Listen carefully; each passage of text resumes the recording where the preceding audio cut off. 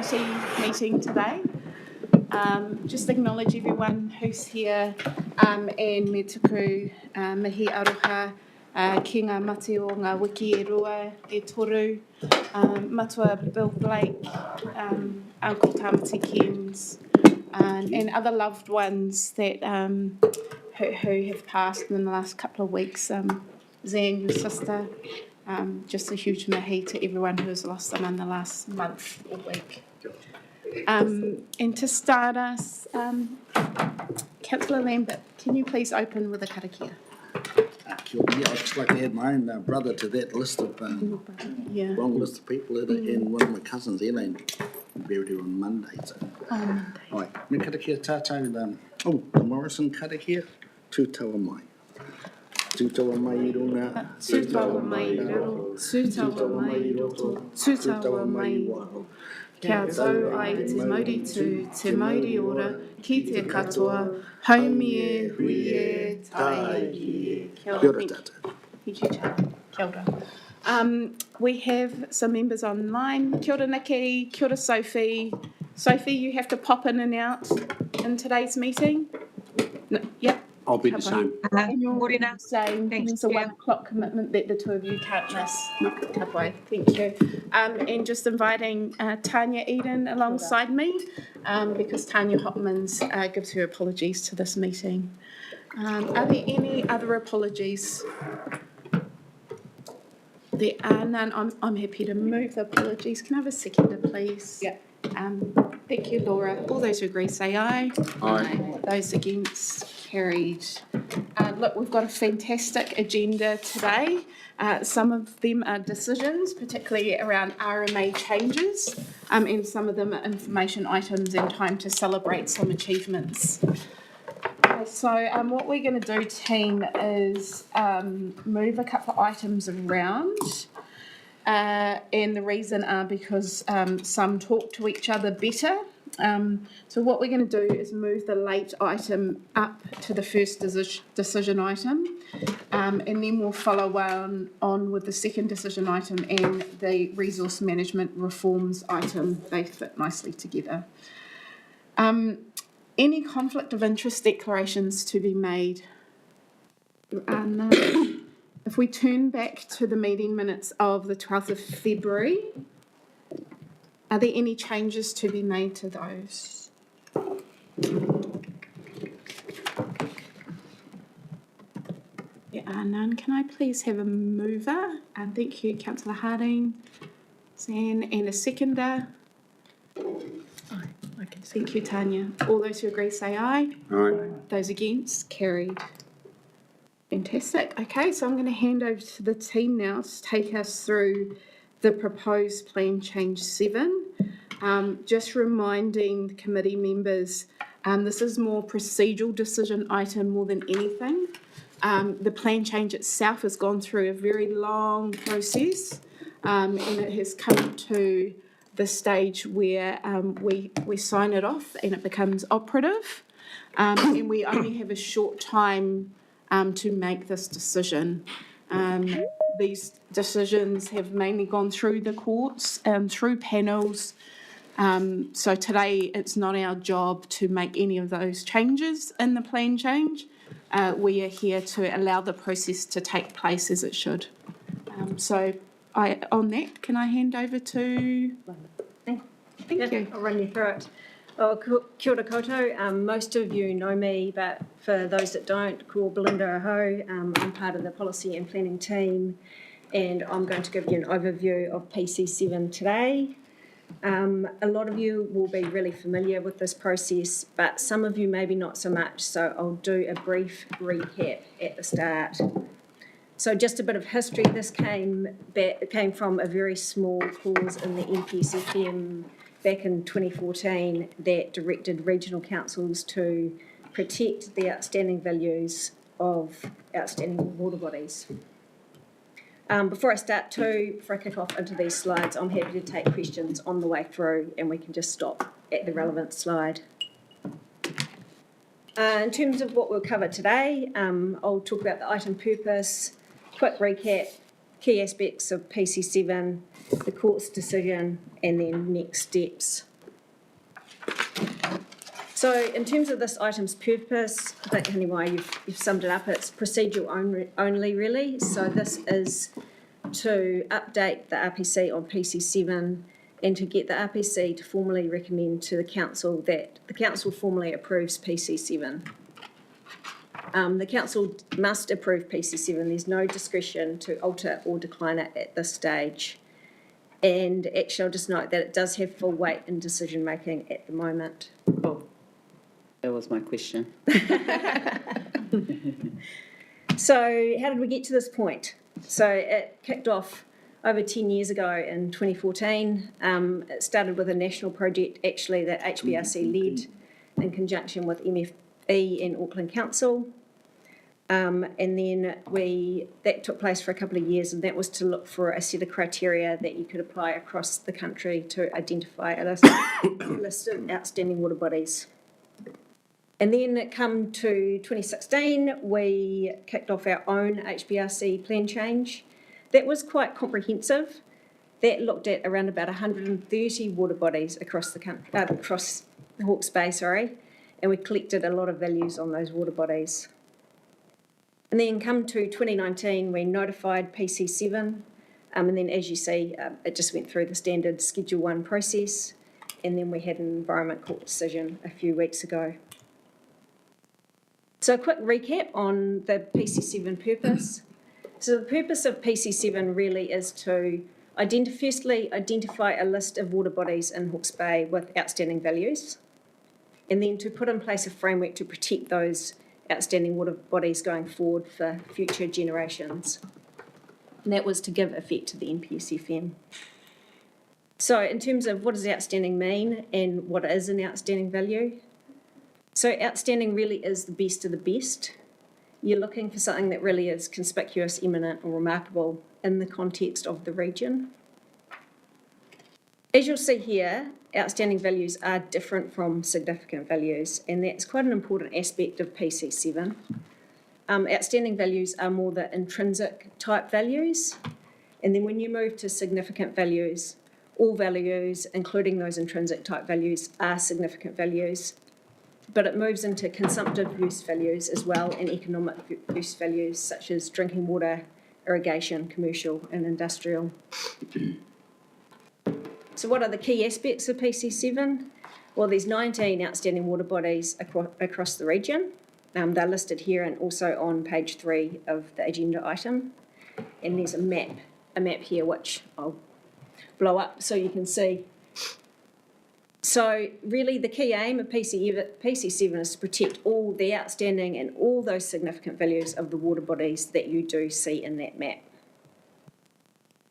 But as we know, these values don't often coexist very well, and there will be some conflicts in some instances, and that's largely like I've just explained because you do have your outstanding values which are the intrinsic type values and your significant values that do include the consumptive and economic uses such as drinking water and power generation.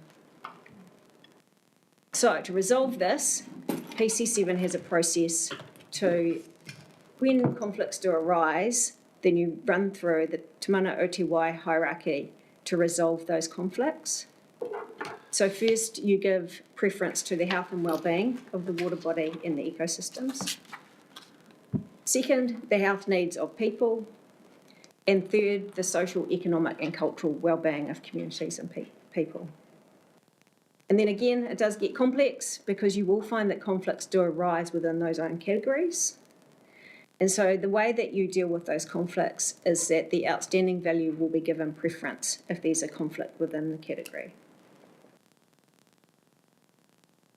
So just an example of this is you may have a water body that is outstanding for jet boating and native bird values. And in that case, when you come to make your decision on that, you would give the native bird habitat the priority for protection. Doesn't mean you're not protecting the jet boating value, you're just, if there's any conflicts there, you're resolving that the bird habitat comes above it. Another example would be if you had a water body that's outstanding for natural character, jet boating and cultural values, and then say a significant irrigation value, you would resolve that conflict by giving the preference to natural character in the first instance, then jet boating and cultural values, and then irrigation. So moving on to what it means for plan making. So there's a future effect that PC7 puts in place for plan making. So when we come to developing these plans in the future, the first thing you'll need to do is identify the spatial extent of the outstanding and significant values.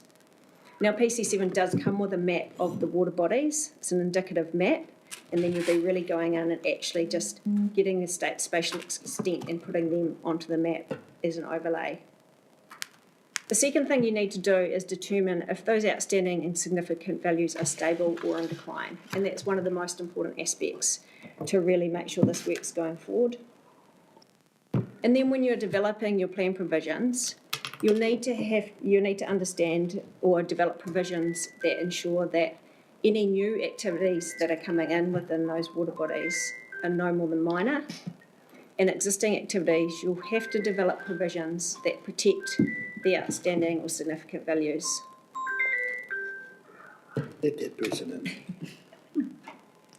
in. In terms of consenting, so there's a future effect for plan making. There's an immediate effect that is happening at the moment because the decision has been issued by the Environment Court for consenting. So what PC7 does, it has two policies that relate to consenting. And those policies, the first one is policy LW3A, and that's a higher test, and that's for new activities. So essentially, if you get an application that is coming in, you'll need to look at the activity and its effects. You'll need to figure out whether those outstanding values are stable or in decline. And then you'll need to figure out if those effects are more than minor. Now you'll see I've put up there about Appendix 1A and 1B of the NPSFM. And that's essentially, so you need to have a look at any kind of values that are in that water body and figure out what the effects on those values are. And that's sort of a holding place, and I'll talk about this in a minute when we get to the Environment Court decision, until the significant values of those outstanding water bodies are listed into our future plans. Just a question, you've got half a river. There's nothing wrong with that? Are we talking about, are we going? Waterways, like, So there's yeah, different values attached to upper and lower parts of the river. The WCA. Yeah, I've got those questions too, wondering why the other water sources aren't in there, but I think it's because. Should we go to those at the end and I can come back to the map? okay. Okay. I'm sorry, outstanding water bodies is OWP? Yes, Oh, you can't that's find right. me. Yeah. Top of the class. Just on that consent, you said it has legal ramifications from today onwards without it being officially written in, yeah? That's right. Cool. Oh, it's been officially written in for ages. Yeah, so if any resource consenting comes up or fast tracks, this is relevant? That's right, the Couple. consent, I think the Couldn't put consent it team in. has already processed a few applications that have looked at it. Lovely. So the difference between, as I was just discussing, for future plans, for plan making, there's a bit of a future effect. There's more of an immediate effect for consent applications that are coming in for activity in or near outstanding water bodies. Policy LW3B is for existing activities as at 2019, so they have slightly different decision-making criteria that you want to look at. It's sort of the same process. You look at the effects of the activity on the outstanding values, determine if the outstanding value is in decline or not. But the key difference here is there's an expectation that if that activity was existing at 2019, that it probably can continue, but not if that outstanding value is in decline. And the reason because it's worded like that is because those outstanding values were outstanding with that activity in operation at that point in time in 2019. And if that outstanding value is holding steady, then it's still outstanding. But if it's in decline, then you start to look at what conditions can be imposed on that activity to limit effects. So I've just sort of alluded to that. So the intent really of the policy LW1, LW3A and 3B, which is the policy making and the consenting policies, is that existing activities can continue as of 2019, providing those outstanding values are holding steady, are stable. For new activities, then they really, really looking at whether those effects are no more than minor, and it's a different kind of test that you're looking at. Just to clarify the 2019 activity, would that be for the duration of that resource consent that they do not have to consider? That what? No, you'd still be looking at these provisions. It's just that when the consent application comes in, you'd be aware that that activity was actually existing at that time, and so was that outstanding value. And that's why it becomes very important that if that outstanding value is stable, then it's probably okay that that activity continues, because it's been there in that existing management regime. Oh, okay, and you're Whereas- saying it still gets tested? It still gets Oh, yeah. tested, and so if that outstanding value is actually in decline, then you'd start to look at, maybe these activities aren't appropriate, and then you Okay. put in conditions. Thank you. Now, just one more question. How does this,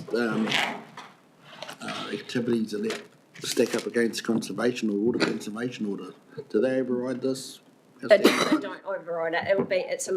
They actually work really well with water conservation orders, and They it's just don't work well with us. alongside it. Okay. I have a similar question through you, Mr. Chair.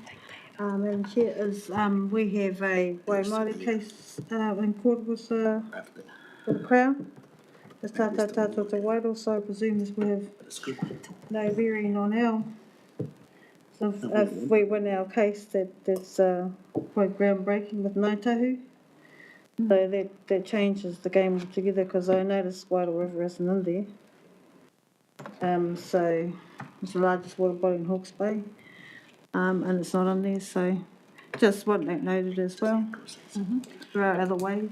So there's probably a question in there as well, the rights and interests, kōrero and court proceedings going on now, how does that influence or not influence at all with the outstanding water bodies, knowing that Wairoa isn't included? So in terms of, there's probably two, one, I'll get the second half and then I'll jump in, but in terms of the Wairoa River, it was originally in the notified version of PC7. And then submissions, it went through the process, submissions came in, and there were submissions from the taupena opposing the plan change. And then the independent hearing panel heard all of the evidence and all the submissions, and it got removed. And then the next step of that process was that appeals came in, and there was no request through appeals for the Wairoa River to go back in. In terms of rights and It interests. depended who was being, I heard about the hui, there was only a handful of people, and their kōrero was correct. All our water bodies are outstanding. So, yeah, It's very we've got unfortunate. that avenue. Yeah, that the process recognises certain features, doesn't mean to say that's true overall in terms of how outstanding all our water bodies are, but this process only drives certain factors, unfortunately. So that's why we've landed where we are now. Back to the rights and interests question. I'm not sure if I have an answer to that at this point, Yeah, but through you, Chair. Yes. The rights and interests will carry on, and no doubt through the court's decision-making on that matter, we'll then need to consider how rights and interests give effect or take account of outstanding water bodies, water conservation orders, and other existing treaty settlements such as those in Waikato, Taupo. All of those would need to be considered as part of the rights and interests case going through the through the High Court. I think the situation in terms of the court case, there's no decision yet, so we can't do much until the decision has been provided by the judge. At which point, if they find in favour of Ngāi Tahu and Tato's claims, then there'll be a massive upshake, I think, in resource management planning across the country. Correct. If they get rejected, then we're status quo, I presume, is the situation. It'll be appealed. Either way it goes, I suspect there'll be an appeal on that case. So it's a long way to go down that pathway. We can carry on. Okay. So yeah, that, like I just discussed, that was the intent, the whole intent of the framework is set up in this manner. Onto the court's decision. So I'll just quickly run through what the key aspects of the court's decision were. The court heard evidence and added 6 new outstanding water bodies, which you see up in front of you, to PC7. Most of these were for cultural and spiritual values, but you'll see there is ecology and natural form and character in there as well. The court also added 4 new descriptions for cultural values, and that was to assist plan users to further understand those values for those outstanding water bodies and how to protect them. They determined that the significant values should remain out of PC7, and that's why you'll see in the schedule, you'll see the list of outstanding water bodies, the list of outstanding values, and the map, but the significant values section is empty. And they determined that based on, they figured it would be better for more of a holistic approach to that to take place across the whole region rather than pick out certain water bodies and partially identify those significant values. They also, which I thought was quite interesting, they declined to make a determination on whether a significant value does involve taking water out of a water body. That was requested of them. The way that PC7 is actually structured is that it currently does include consumptive and economic use values as significant values. So I guess you could say by default they have made a determination in that regard. The other interesting finding was that they said that the definition of outstanding water body can include estuaries and coastal water. And that was mainly because a lot of these values, especially when you think about a native fish habitat or a wildlife habitat, they span between the 2 environments. And that essentially means that you can manage them under the same provisions and protect them the same. The court also added outstanding water body identification criteria into PC7. So this is standalone criteria that has thresholds for cultural, spiritual, ecology, recreation, landscape, subterranean waters, and natural form and character. When you look at that criteria, standalone, you meet the threshold, then it becomes outstanding. That water body would be classed as outstanding, but it would have to go through a Schedule 1 process in the future to then get added to Schedule 25 in the list of outstanding water bodies. The other really interesting thing, well, I thought it was interesting, was that they said that water bodies with similar values can be outstanding, so more than 2. So you could potentially have 3 water bodies with similar values at similar levels, and they would be outstanding water bodies. On to next steps. So the appeal process closes tomorrow. The appeals can only be made on points of law only. There have been no appeals lodged at this point of time.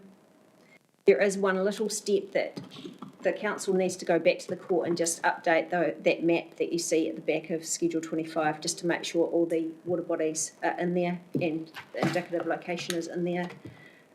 They are all in there at the moment, but I think the court just wanted us to test that and check it because they had added those new 5 water bodies. The council does need to formally approve PC7. That's a procedural step required by the RMA, and that allows us to update the RRMP, and then we'll issue a public notice, and we'll also go out and give a copy of the updated provisions to the public libraries throughout the region.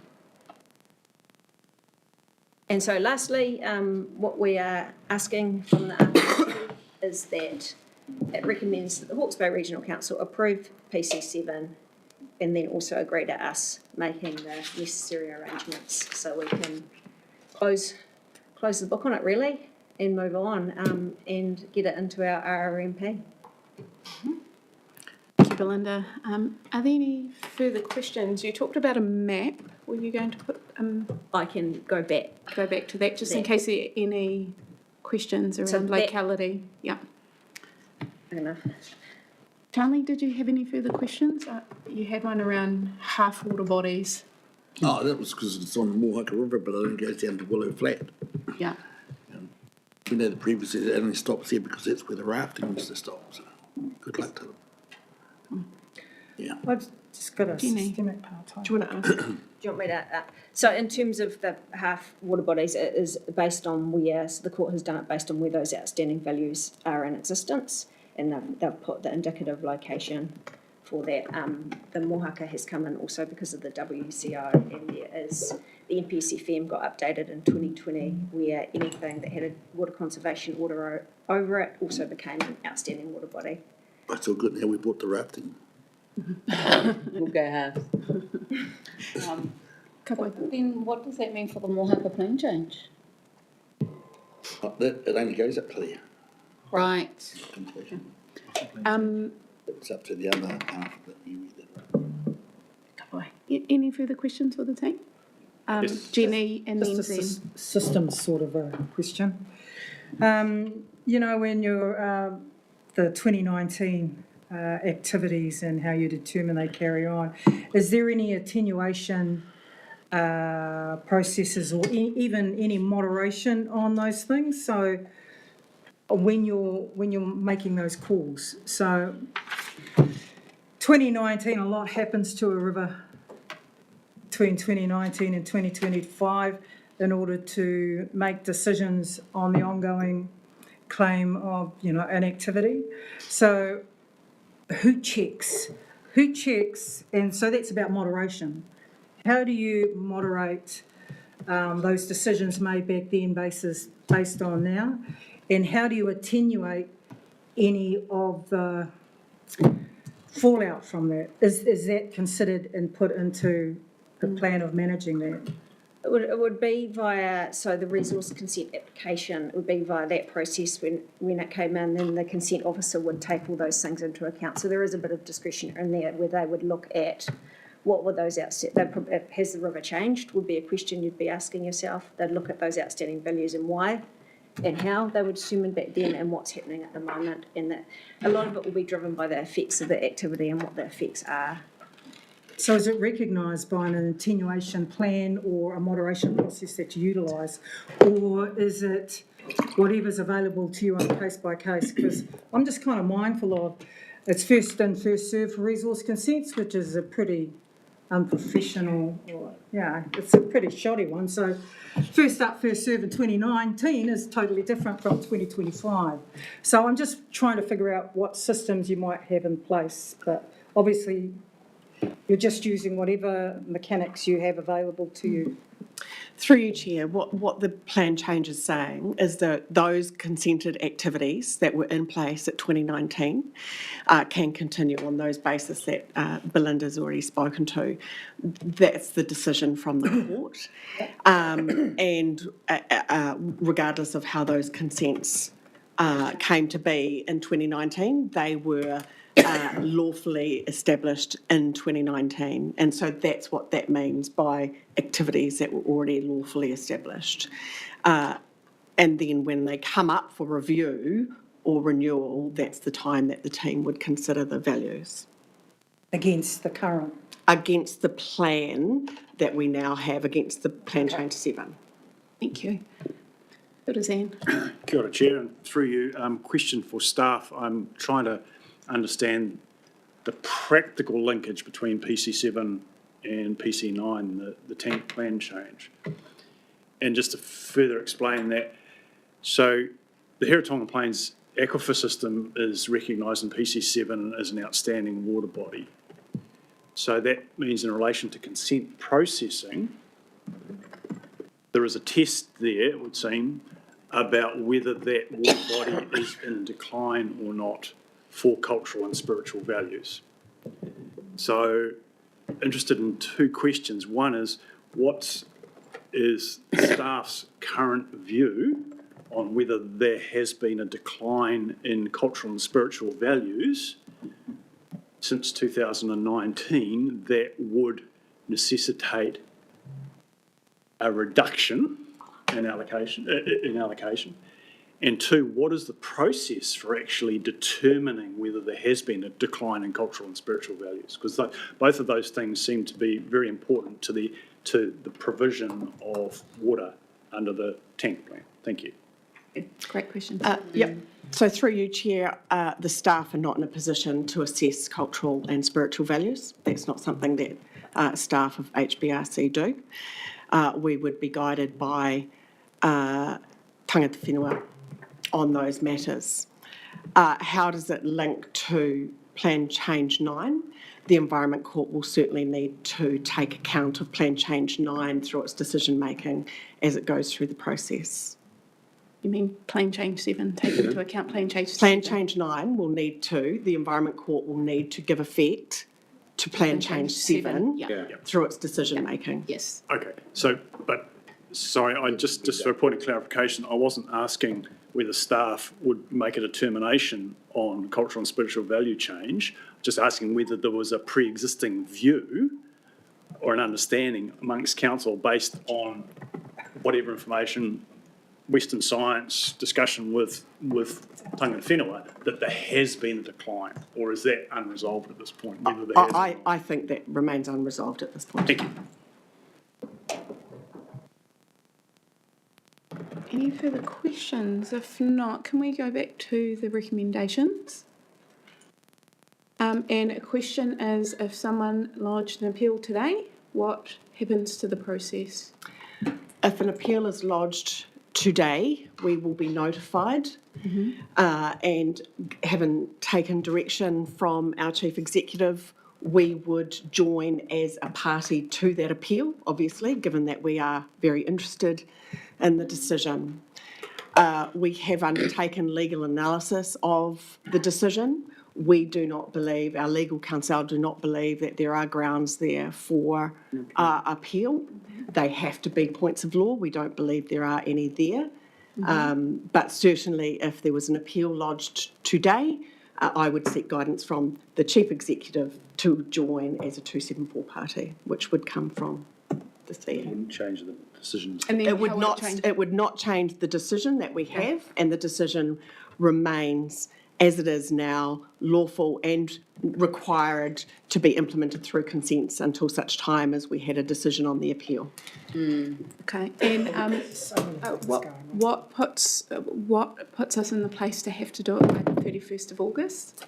Can you just explain that timeline? There isn't, you can do it, it's just that was sort of the soonest I could see, given that we have to go back to the court with these updated maps and the court has to approve it. I just put 31st of August to give a few months for any delays to get to a regional council meeting, essentially.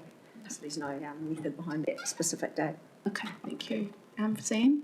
Yeah, kia ora, Chair. Look, I've got one more question, which sometimes we ask a question that you already know the answer to. The purpose is to illuminate a situation. Okay, and it's the case here. So one of the notable things in the judge's decision and the court case was this question about how to address Te Manawatū in PC7, and the question was, appears to have been, I wasn't there, but it appears to have been from the decision, is whether to simply refer to Te Manawatū or adopt the full definition of Te Manawatū.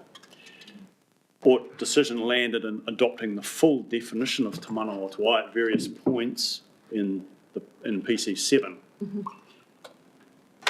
Roll forward or contextualise that with the current government who has threatened to redefine Te Manawatū, and good luck to them in that, but that is what their court error is, that they are considering redefining Te Manawatū. So my question is, would a redefinition, a central government redefinition of Te Manawatū change Plan Change 7, or is Te Manawatū embedded its own definition now independently?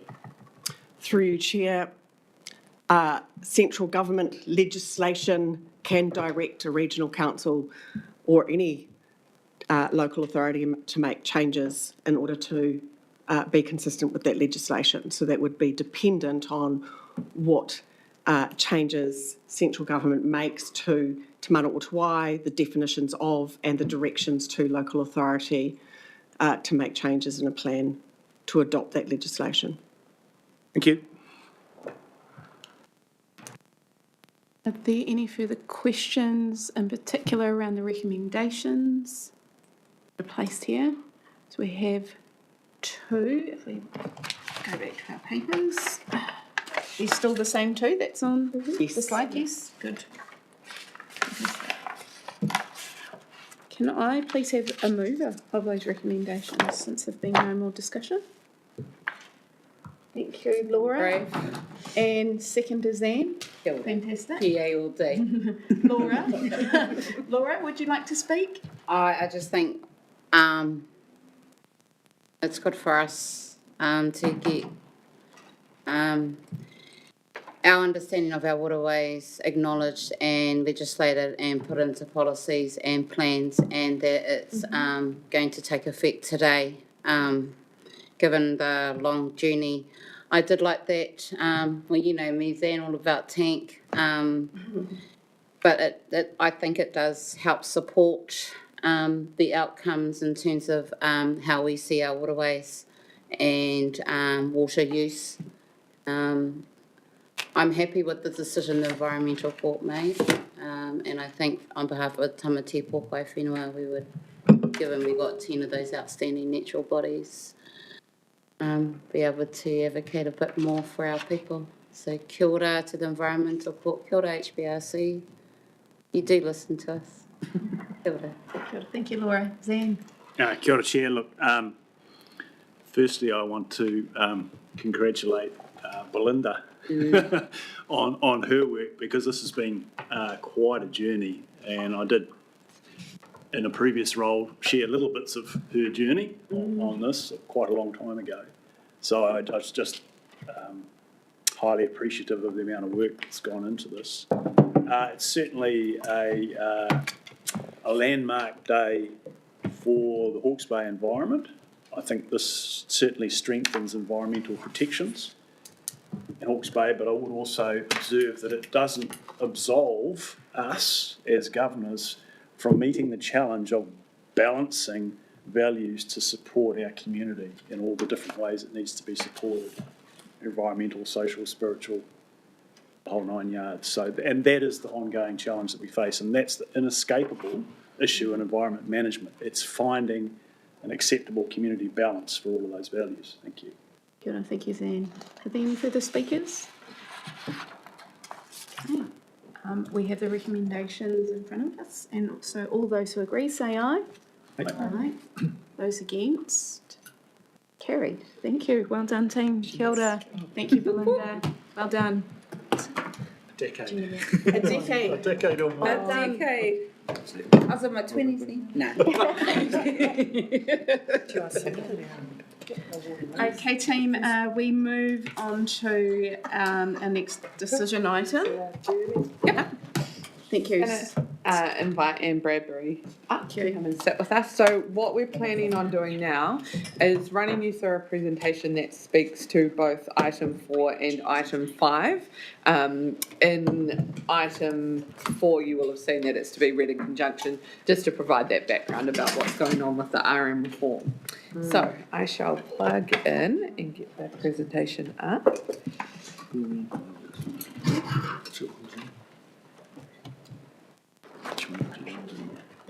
So we're off later. We should be into this thing.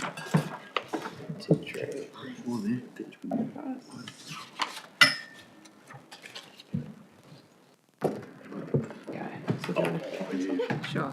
Tēnā koutou, ko Anne Bradbury toku ingoa. As Nicola said, I'm here to talk to you today with her about resource management reforms.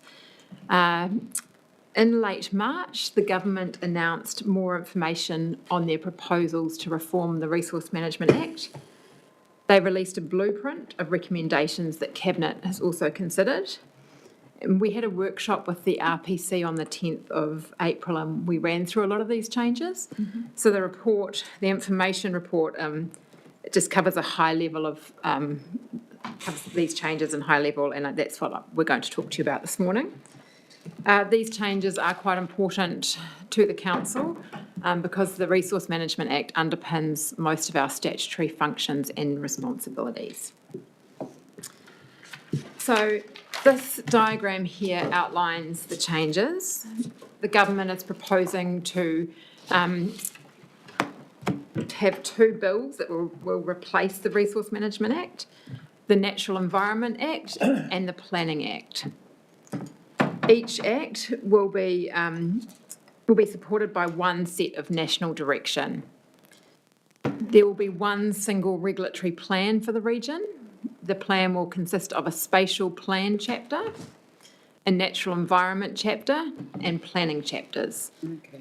So the spatial plan chapter will be developed by all councils in Mana Whenua. The natural environment chapter will be developed by regional councils, and the planning chapters will be developed by territorial authorities. There will be no regional policy statement in the new system. That's something that regional councils have worked on under the RMA. So there will be no regional policy statement. So the environment chapter and the planning chapters will sort of be at the same level in the new system, but there will be a spatial plan chapter sitting over the top of both those two chapters. The blueprint also outlines the transition period about how we're going to transition to this new system. The blueprint mentioned when we transitioned to the Resource Management Act that took quite a long time, and they were a bit almost critical about how long it took. So what they're proposing for this new system is essentially copying our regional resource management plan and putting that into the environment chapter, and copying district plans for the territorial authorities and putting them into planning chapters. This will enable consenting and compliance and enforcement to happen quite quickly after the new system takes place. Yes, and the spatial plan, they've given us a really short deadline to work on the spatial plan of about 12 months.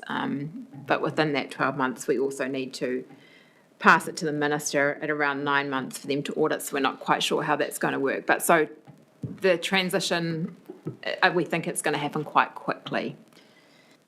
And so just to make a point on that, while the regional plan part of our plans will transfer into that natural environment chapter, the RPS won't transition into the spatial plan apart from any work done under the National Policy Statement for Urban Development, so i.e. the FDS, and the RPS will get turned off or switched off when that comes in, so there's no transition. This slide just shows the roles and responsibilities for central government, the Environmental Protection Agency, regional councils, territorial authorities, Environment Court and Planning Tribunal. I'll just concentrate on regional authorities. So what we are going to be able to do in the new system is map environmental constraints for spatial plans. This natural hazards will be a big part of this for us, and things like highly productive land, significant natural areas. We will also be able to set environmental limits to safeguard the environment and allocation limits. This is part of the new system. There'll be environmental limits.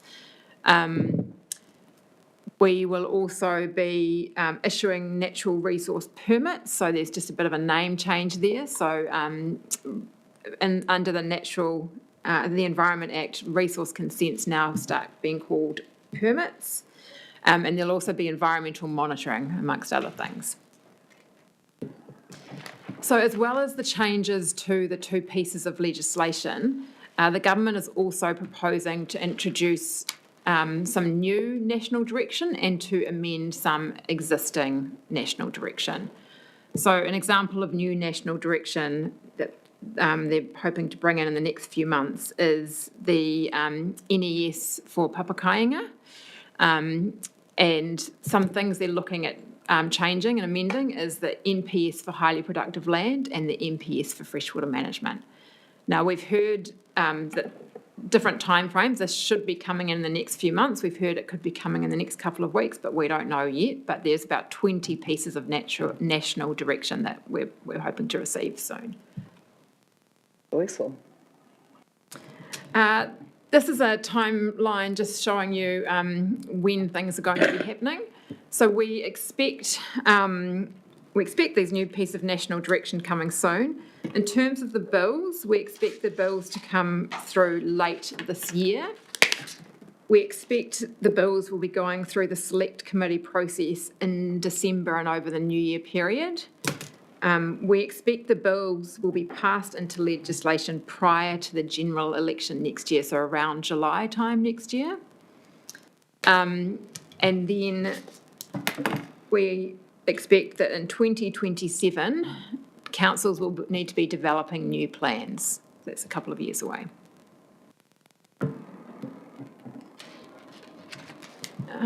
Implications for the treaty. So the blueprint recommended to carry Section 8 of the RMA over into the new legislation. For those that are not aware, need a reminder, Section 8 mentions that we need to take into account the principles of the Treaty of Waitangi in achieving the purpose of the RMA. Cabinet did not agree with the blueprint, and so Cabinet has committed to do further work to develop a treating clause. We understand this is likely to be more targeted, but we don't have any details of that yet. The RPC, so the blueprint has said that standard settlement redress should continue to interact with the new system as it does now. They've said that substantive engagement with iwi and hapu at an early stage of development is recommended. And they've also acknowledged the RPC and the uniqueness that it has, but they know that, but they haven't provided any detail of how it will be incorporated into the new system. Anne, before you move on, can we seek some advice? Maybe Ricky, you might be able to help us with this. When the Labor government were looking at their RMA reform, there was some legal advice provided to the PSGEs around translation from this RPC to a possible new structure. Do you recall what that advice was? Not specifically around the RPC, but there was a saving provision, I guess, in the NBA, the previous legislation that said existing treaties will just be rolled across, so there'll be no undercutting of them. I think the challenge here is the proposed changes are much more extensive in terms of what they're actually going to do than the NBEA. The Labor changes they were system changes, they weren't intent changes, where I think there's a lot more changes to the intent of the legislation this time around, which makes it much more, I think, risky for the RPC in terms of how that will transfer across. We've had this conversation with officials and the minister.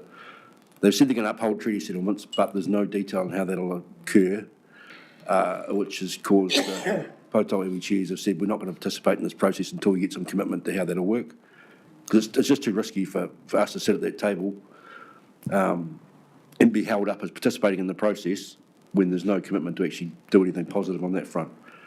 So until that occurs, I think it's a bit of a stalemate at the moment, but I think, just talking to Wairama before, we need to collectively, I think, as PSGEs and the RPC and the council to come together and figure out what we're going to do about upholding our interest in this process. So you've got Darren Ponta, who's the nominated Crown official in this space, I guess. I think there's a risk of divide and conquer by the government. They'll come to you individually and try and resolve things. I think that my advice was we need a collective approach to how we go back to the government and say what are we going to do about this and when are we going to do it, because it needs to be done now. We've just written to the Minister Bishop. Well, it hasn't gone yet. There's a draft letter saying we need confirmation now about how treaty settlements will be carried forward. We can't do this after. It shouldn't be an afterthought. That if you design a system and then you try and tag in these treaty settlements later, the system needs to be integrated in how they work from the start. Not, we can't just say, we've got a system and then come to you and say, here's the system, we've got to fit you into that somehow. The system should be designed to give effect to those settlements right from the start, and that's the problem that's not happening at the moment. So it's a bit of a stalemate. Officials are trying to sort it out, but they don't have the tools or the know-how to do it. Yeah, my impression from both James Palmer from MFE's point of view, and he was speaking candidly on behalf of ministers that he works with, is that if a region has a solution to go with that proposition, because they don't have a scope or a model to work, for us to work from.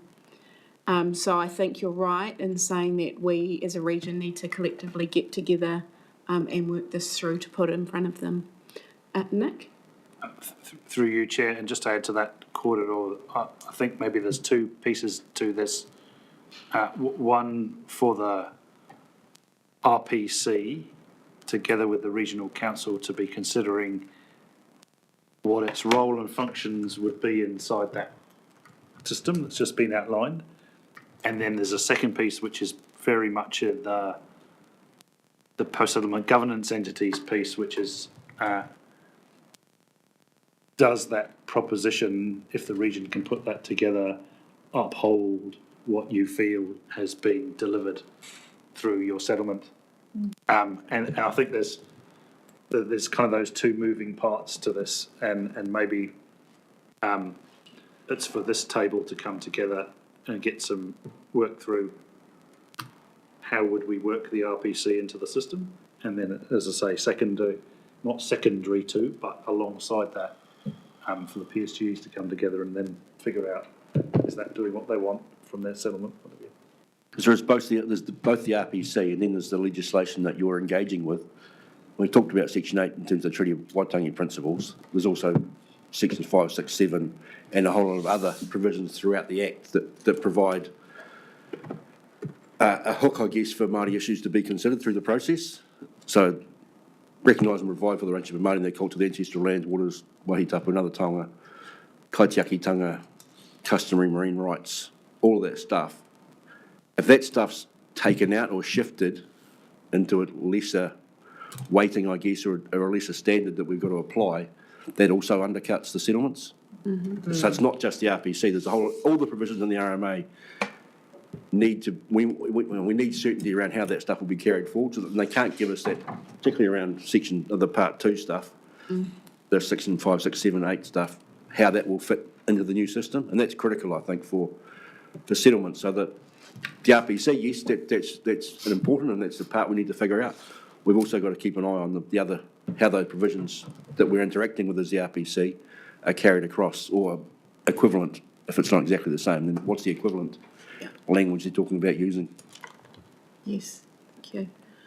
Are there any further views to what's been discussed? Laura?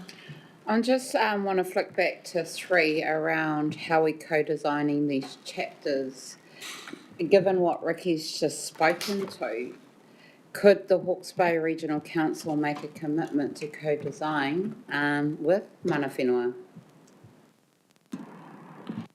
I know that's a broad question around the chaptering, and I just want to park that to let you know that so that you're aware that we're really keen to be across all of these chapters, because you all know that from the beginning, but we don't see ourselves in the way you've structured it. It's only spoken to. So these chapters?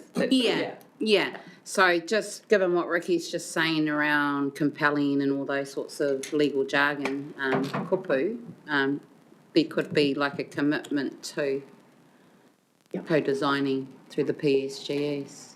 Yeah. For the question, Nick, would you like to respond? From an officer's level, look, absolutely, and my we've been on a journey together with the other territorial authorities and the PSGEs now for a number of years, and so I think the opportunity in this is to go back to the Crown and say, here's as a region how we would organise ourselves. And my conversations with the mayors and the chair, and the chair will speak to that, have been, let's get that discussion underway as to how do we do that together. And the RPC clearly has a critical role in that, but the RPC can't be everything to everyone. And so we've got to figure out where does the RPC play in that, and then where do the PSGEs and the TAs play in that system as well. And it just feels like we should get on and grab some whiteboards and have a crack at what that might look like, so that we've got something to go back to the government with. Awesome, thank you. It's good to hear it. Yeah. Because there's a big gap in the government's process at the moment around governance of those processes. They just don't have the governance of how those things will be managed, sorted out, particularly the spatial plan, right? There's all of those things, but to me, it would seem logical the RPC becomes the governing body for the spatial plan in some form or other. It'll still be probably kicked upstairs to someone, but that's an obvious place to me that the RPC would operate in the spatial plan oversight sort of role. But that's not for me to decide. I'm just throwing my musings into the world. And can I just add through the chair, just in respect of that kōrero, Ricky, Laura, yeah, like Nick said, there's two pieces to this, and there's a big part whether or not the RPC play a role in respect of, like, if we use an example, the FDS, and we've certainly been working on the FDS for a very long time, well, 2 years now, I guess, 2 to 3 years, for those that are involved in the have been involved in the FDS, and we've just received I guess, the plan in respect of that. And I don't know whether RPC will sit in respect of that urban development side. So that's another discussion to have, I guess.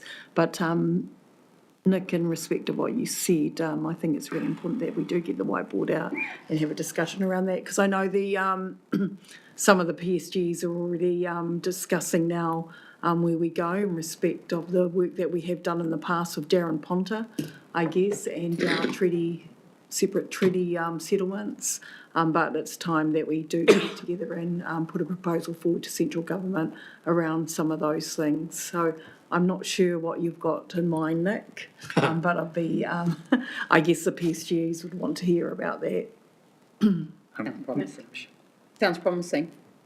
Nick, would you like to reply further? My suggestion at the risk of cutting across some work that's already going on, but I wonder if if we ask through Katrina's team working with the Kaimahi from the PSGs and Ricky to have a crack at some, and I think the TAs, we need to bring the TAs into this, to at least put some ideas together for us and then bring a workshop back together with governors across the PSGs, the RPC, and I think we need to think about how we bring the mayors into that conversation. Awesome. But maybe the first step is to do some of that thinking for the officers, come back to you with some options and ideas and workshop those, and be ready to go back to the Crown. I would think by the end of mid to late August, we need to be ready with what we need for the Crown. And they'll put something into the House in December, and I suspect they will run all of the formal consultation process over the holidays. I can't speak for them, but it feels like that's the kind of time frame. So we need to be ready for that. Thank you. Is that a way forward? We on. Sounds like a logical step, thank you. Okay, I've just got one last slide to talk to you about, and that's about spatial planning. So this is going to be a new part of our planning processes, but we do a little bit of this already. We've already mentioned the FDS, so that will probably be a part of the spatial plan. For the regional council, there's a list on the left-hand side of things that we will probably be involved in with spatial planning, which includes hazards and risk. It includes biodiversity, airsheds, public and active transport, outstanding natural features and landscapes, highly productive land, erosion susceptibility, possibly outstanding water bodies. So there's a big list of environmental layers that we can put in that spatial plan, as well as growth layers like FDS and other layers. So that's it from me, unless anyone's got any questions on the RMA reform, and then we'll pass over to Nicola and Belinda to talk about the next bit. Zane? Kia ora, Chair, and through you to staff. I note that there's reference to the Natural Environment Act setting environmental limits and default human health limits, and then we have a layer where the regional council does that through through an instrument anyway. How much do we know about, and that sounds like default bottom line environmental limits being set at a national level. How much do we know about that, please? We don't know much, really, and I probably didn't make this very clear. So the blueprint is recommendations that Cabinet has agreed with or not agreed with, but that's what they've put forward to Ministry of Environment staff to start figuring this out in writing. So we really only know what we've seen from Cabinet. Two Sorry? staff. To the Ministry of the Environment's officers will start trying to implement these recommendations, and then they will go to the lawyers that actually draft the bills, and then they will go to the select. So there's quite a few stages. So really, it is just recommendations that Cabinet has put forward. But in terms of what's actually happening, we're just probably making guesses if we try and think too far. Through you, Chair, the process is very locked down. It is not collaborative policy making here. We will see it when the draft legislation is released. There's no working parties involved in any of this. No. How frustrating.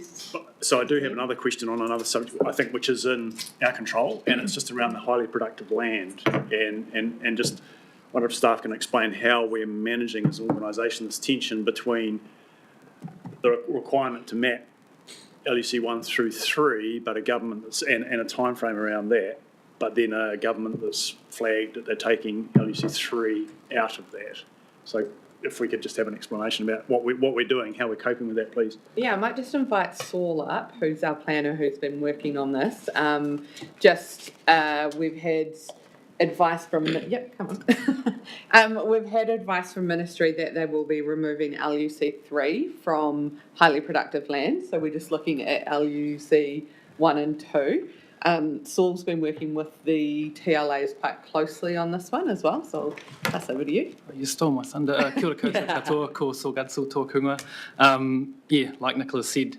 So just to go back to your questions, Anne, you were talking about how we are going to bring this forward into the new system, or how we just going to go about? How we're navigating, what practically are we doing? Are we just mapping 1s and 2s now, or are we mapping 1s and 2s and then separately doing 3s? Okay.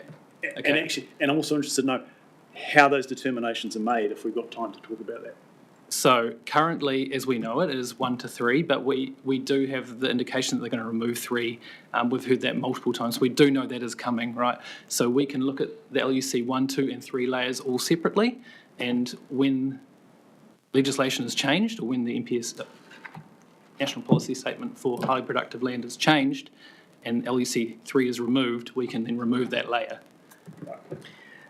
Through you, Chair, the team are working on this now, readying for a plan change.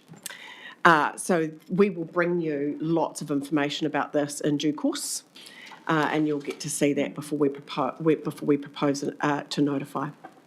Okay, thank you. So the intention is that we continue, if it is notified under the RMA as a plan change, like Katrina said, or if we do move into this new system, then it'll form one of the spatial layers in the spatial planning chapter. I'd just like to flag that obviously there's going to be a lot of boundary issues. And so the question at some point, and when it comes back to council, this question about actually how we're determining what 1, 2 and 3 is, and how we're dealing with the potential, the avenue to disagree from a landowner's point of view about categorisation, because that's the presumption is that that's not an on-the-ground individual look, it's from an existing database of some sort, which has all the benefits and limitations of a database. Yeah, so through you, Chair, we do have the NZLRI dataset, which you're talking about, Zan, and we are aware of its limitations, and that is sort of the default, the minimum requirement of the NPS HPL, but our land science team is currently developing newer, updated HPL mapping based on soil map analyses, and so that needs to be further refined and obviously peer-reviewed and everything to know that it is defendable. So at the moment, with all the caveats and everything, that is something that's going on. That's the technical aspect of it, and when those maps are ready, there will be further discussions, I imagine, around cutting to natural boundaries and including large cohesive areas. What does a large cohesive area mean? Which areas are then in and out? And also, there's a few moving parts because we, like you said before, we do know that October 17th date still remains, but there also has been chat about those, what were they called, the zones, agricultural zones or growing zones that they were thinking about. So there's more possibilities moving into the future. We don't really know how will land. So as Katrina said, we're working in the space at the moment, but how it looks like at the end, whether it's under the RMA or moving into this new system, I'm unsure. Thank you. Okay. If there are no further questions with this segment, thank you, Anne, thank you, Saul. Can we move on to the current planning work program, and in particular, and we've workshopped this, the hazards and risk chapter, which we have recommendations that look at option 1 towards 3 in terms of where we take that chapter forward. Yeah, so I've just got 3 slides which build on what Anne's just run you through, and this is for the decision item 4. So basically where we are currently sitting was we were working in that Kotahi space, focusing on natural hazards while also progressing urban form development, energy infrastructure and transport and climate change. But as we look out to the horizon in this new system, it makes sense to kind of do a sense check of where we're at and what's the best use of resources moving into that space. So just a few things, and I think Anne has mentioned all of these, but in the new system there will not be an RPS as we currently have. It will be partially replaced by the spatial plan, which is that FDS part that sits in there. And that second point explains that all of the other parts of the RPS will be switched off, and that will be once those acts are enacted. Also in the new system, there's no ability for a regional council to direct district and city councils as we now have. Rather, we're expected to work together in that spatial plan so that we're coming up with something collaboratively. And there is no transition time into the new system, which previously we had seen transition periods of 10 years with new legislation. The wording that is included in the blueprint is that this is expected to begin as soon as possible. So just to give you a little bit of an update on what is happening currently in the natural hazard space within our region, we've been working with the officers at the other local councils. NCC is currently preparing a variation to their proposed natural hazards chapter, and that will work towards including a river hazard overlay, which will include the flooding data, which will include the category 3 land. And HDC is also working on a plan change to update their natural hazard overlay, which will do the same job as that. So jointly, NCC and HDC are working on those river hazard overlays in areas, especially in the Esk River, where they have a shared boundary. And we are working to prepare those flood hazard maps to inform that work that both those councils are doing. So that work is currently underway. They're not waiting for us to do anything with our planning work. What they do need is our flood hazard modelling, which is currently underway, with Esk and Tongueo being prioritised and expected first.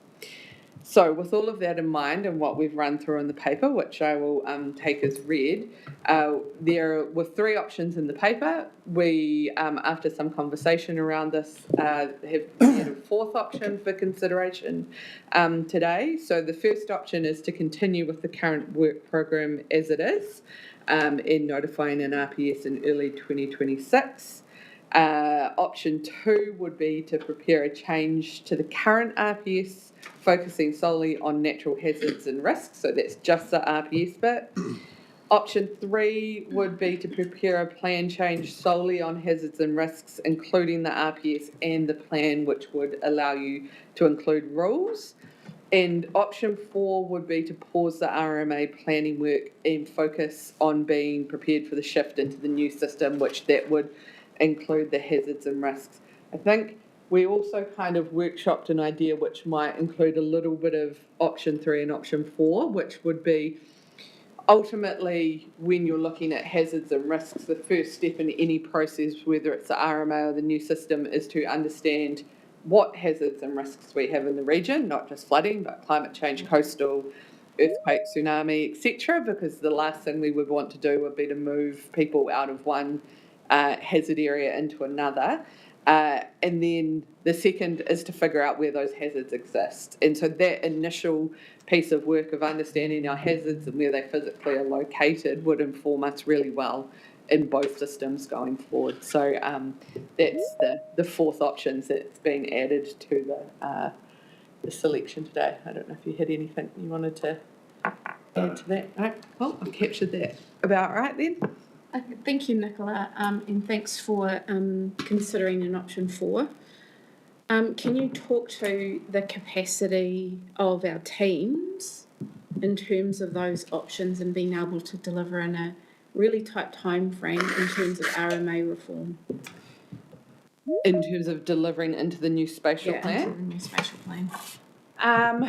I think there's a lot of information that we already have in this organisation that's been done through other projects like coastal hazards, the work that the assets management team's been doing, etc. And it would be a matter of pulling that information together in a coherent system.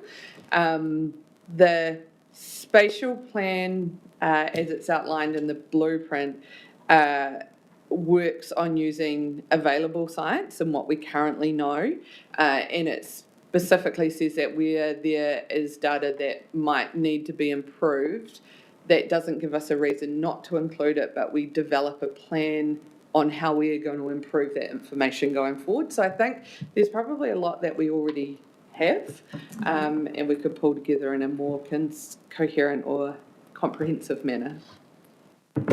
Just further to that, just a question from the PSGEs, and also there's a lot of data there, but there'll be other work required from our people in respect of this. And we know a lot of the resourcing was given to a lot of work around the waters.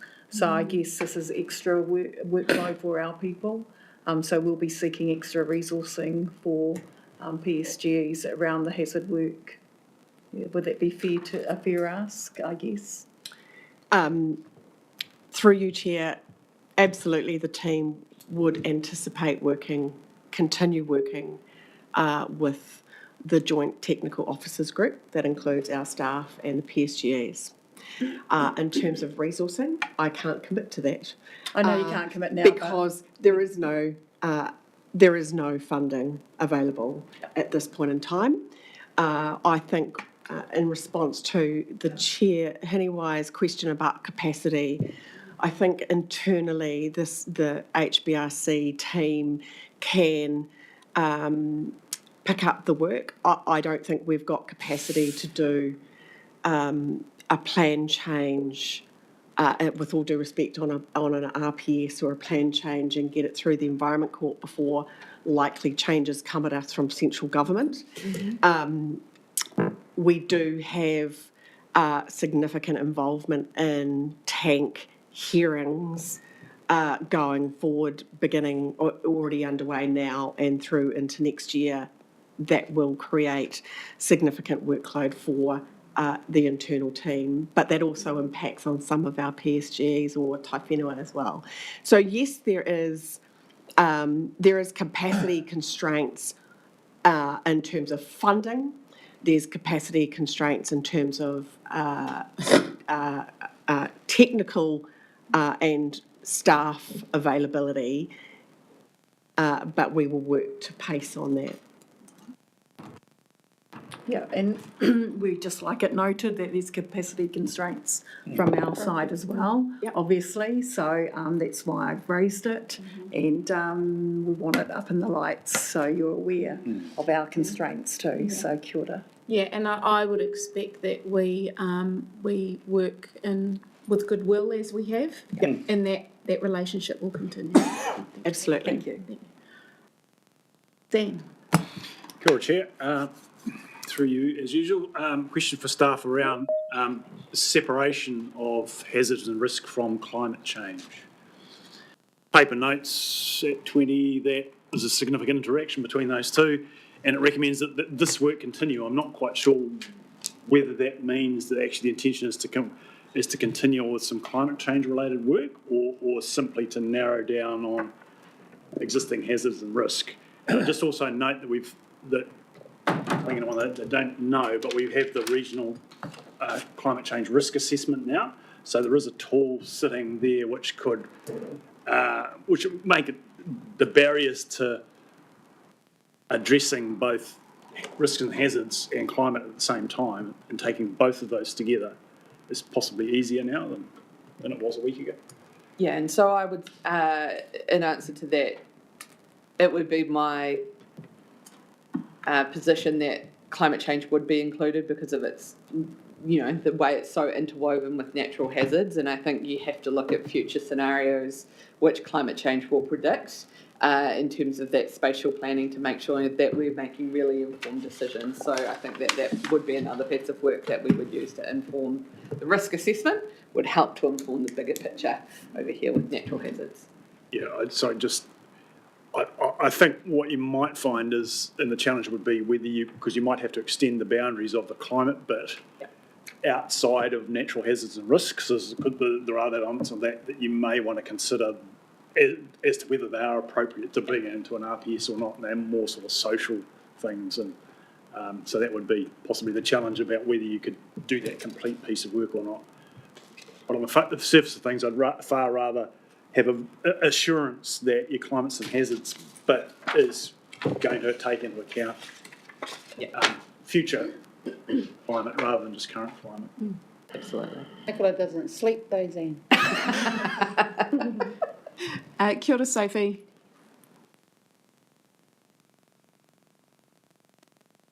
Kia ora, thank you, through you, Chair Haniwai. Thanks for the paper. This option 4, which isn't in the paper, this is the one that you're saying is new option that you're bringing today. Can you talk about the risks of it? Because of course we don't have that risk assessment there, because I really note the risk of irrelevance in 1 and 2, but I really want to understand what the risks are in pausing, because it makes a lot of sense from a resourcing point of view. It makes a lot of sense from this huge change coming, the idea of putting time and effort where we don't have it, both on mana whenua and council time, a lot of effort into something that could become irrelevant. But there's going to be risks with pausing. Can you talk through that a bit? Yeah, so ultimately the risk is that for whatever reason the blueprint recommendations don't come through, or there's a change in heart in the government, or there's a change in government and we don't get that spatial planning act as it's been foreshadowed now. I think that risk is partially mitigated by the fact that in the previous iteration of legislation under a different government, we also had a spatial planning act, so that seems to be pretty consistent across governments. The other mitigation, I would say, is that outside of the government and the government direction, we've heard through workshops with this committee, and we've also heard through conversations and engagement with our TLAs that there's a desire for a spatial plan in this region that exists as of our own kind of volition.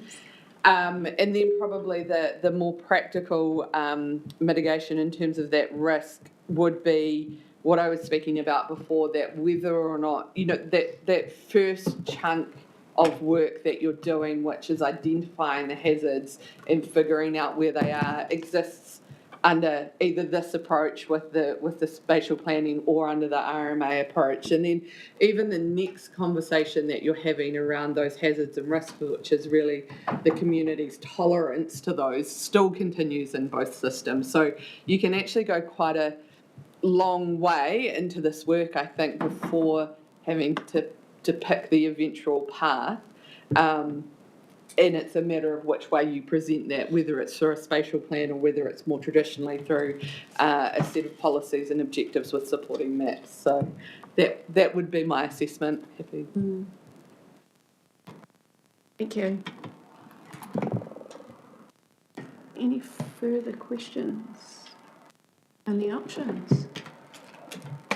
Chair, Yes, Sam. I might just follow up on mine rather than waiting until we get to the recommendations themselves. I just want to test practicality of including both hazard risk and climate change, and rather than having it implicit, actually change the recommendation so that we adopt whether we, and personally I'd like to be ambitious here and look at rules rather than, as well as policies. But for either those option 2 or 3 on the screen there, if we were to explicitly include climate change in the recommendations, does that significantly affect staff capacity to deliver? Yeah. And are there other good reasons why we should or shouldn't include that? Yeah, it's a good question. Nicola, did you catch that? Sorry, I was Yeah. 3 places Should- at once. Should we Apologies. include for either option 2 or 3, if we were to include climate change explicitly in those in our recommendations, would that cause a problem or whether capacity or otherwise?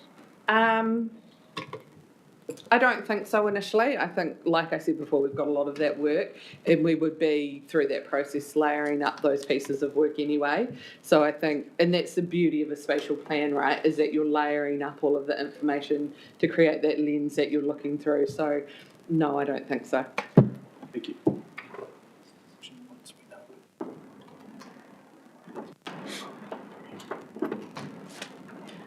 Are there any further questions? There are none. Well, if we head to the recommendations,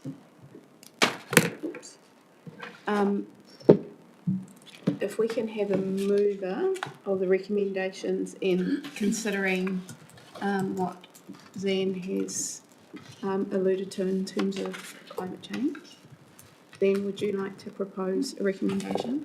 I'd like to propose an amended recommendation. Amended recommendation? Sure. So, and mine would be amended recommendation. Let me see, it's the one that includes the plan. So I think we're 4. 3 or 4? 3 or 4. Yeah. So that would be, in my case, 4. So that the we would say preparation of hazards and risks and climate chapters. In climate chapters, yeah. And the rest of the regional policy statement, etc. Yeah, and so I would be very happy to move that. Yes. Seconder. Do we have a seconder on that? Sorry, can you say it again? Yeah, so if we're looking at, it's currently 4 in the recommendations. So just for clarity, it's the bit that says we'll do the policy and we will do the plan, including rules. I think that's recommendation 3, Sorry, councillor. it's 3 on the slide, but 3 on 4 the in the slide, paper. but 4 on the 4 in the paper. paper, We're yeah. going by the published paper. Yep, Yes. Sorry. What everyone has been informed on. Yep. Yes. So if you look at 4 in the paper, Yes. then on line 2 of that, where it says hazards and risks and Oh, you climate want to add change climate change. chapters rather than chapter of Yeah. the RPS. Oh, yeah. Yeah. So that's a plan change. Is that correct? Yep, a plan change including rules. Is that? Yep. Yes? Okay. Do I have a seconder? There was option 3. It's Option 3. No, it's Option 3 in the paper. option 4 on the paper, Yeah. 3 on the slide. Get rid of, so, yeah, Recommendation for option. sorry, I'll get rid of the slide. Get rid of that. Go back to the paper. Recommendation 4, including climate change. I have a seconder on that, please. So that's to get on with the work. Obviously, if things change, they will come back to us. Okay? But basically, we're giving instruction for the JTOG to get on with those chapters in that line. We will have another RPC meeting in August. So if things dramatically change, particularly from the government's point of view or what JTOGs see in terms of spatial planning, things can change at that point. But right now, we're just instructing to get on with climate change chapters and the hazards and risk chapters. I'm looking at my fellow Okay. PSG people and Yes. Are you Does that guys make okay with sense? this? We were looking Because at I'm you happy and to then move looking it at if you. you're okay. Yeah, Yeah. because you look a Second. bit confused. Yeah, second. It's Oh. just giving instruction for the teams to carry on, and if things change in August, we will have that opportunity to relook at the work. Hapai? Do as much as you can do before the political change. That's right. That's Yeah. pretty much it. Yes, thank So you. would, just a question, Yes. through Chair, would we be able to carry on with our Mohaka plan change? Can I have that? Through one? you, Chair, the government has made it very clear that we are not allowed to do any freshwater plan changes, so that still remains on hold So on hold, okay. Till, until we get direction from central government through the new legislation. Yeah. Yeah, this is a change. So there's a new national policy statement of freshwater management they're working on now, which will be released for consultation in the next month, Few probably. weeks, yeah. Which is expected to come into effect before the end of the year, probably, which will then hopefully release the Mohaka plan change to continue. I think just on that, sorry, but our next RPC meeting, could we just have an update on any of the, particularly freshwater changes that influence the mahi that's going on around this table? Thank you. So we've got a mover, councillor Harding, and seconder Jenny. Would you like to speak any further? Yes, Sam? just briefly, to explain clearly why I support this more. This is the more ambitious, not the most ambitious, but the more ambitious as relates to hazards and risks. And the purpose of my amendment is just to make it really clear that, in my view, to separate out climate from hazards and risks is impossible. But including we make it explicit what our expectations are, but also we're pushing the boundaries, and that would require a holistic view from a regional planning point of view of addressing climate risk. And so that's part A of that. Part B is that in striving to work on plans and rules as well as the policy, then that challenges us. It takes us closer to where the independent flood report review tasks us to be really explicit and drive TLA behaviour and help. So the more we go down the rule setting, in which we will have to engage the TLAs around that, is it will take us further down the rule of actually protecting our communities. So that and being explicit and having actual rules that TLAs will have to adhere to, because we are setting the rules that will apply across the region. So best to do that all together and be ambitious about the extent that we can achieve that. So that's why I support that ambitious. Thank you, Sam. Thank you. Jenny, would you like to speak? Yeah, I'd just like to support Zan's kōrero. It's backed up by Gabriel. So we've got real life examples that even if it might not be the flavour of the day for the government, it's a very real process for us. So, and the other thing is we're all confined or constrained by the changes. And so it's just trying to do as much as we can while we can. And then we have to figure out the next level. So, kia ora. Thank you, kia ora. Any further speakers? There are none. All those who agree say aye. Aye. Those against, carried. Thank you. Moved unanimously. Thank you. Kia ora. Thank you, team. We will move on. Our next item, too many papers here, is the Hawke's Bay Marine and Coastal Group, the assessment of progress on the research roadmap. Awesome. Do we have any manuhiri or guests to come up? Through you, Chair, I think we just need to receive the information item on the RMA reforms. Oh, and the RMA reform information paper. Yes. Yes. You're happy to move that, Zan and Jenny? Can we just be reminded which... That was the presentation. Presentation. It was a presentation we had before that about RMA reform. No, happy to That's move. receiving. Yeah. All those who agree say aye. Aye. Those against, carried. Thank you. So that's Oh, yeah. So we're up to item 6. Thank you. Who would like to lead out? We've got Becky and Shelley. Becky and Shelley, kia ora. Please come up.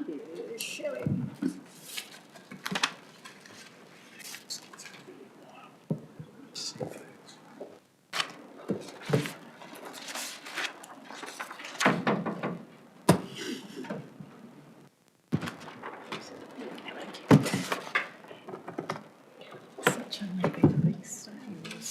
Yeah. One day they know. Yeah, I'm on track.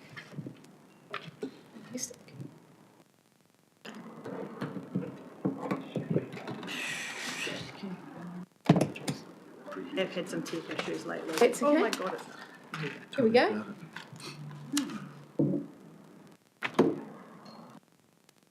Welcome. An update on HB Mac. Fantastic. Thank you. I haven't presented formally to this group, so I may stumble through this, but I'm just going to introduce myself. Ka pai kia koutou. You just need to throw your voice so I can hear Good, you. yeah. Tēnā koutou te committee.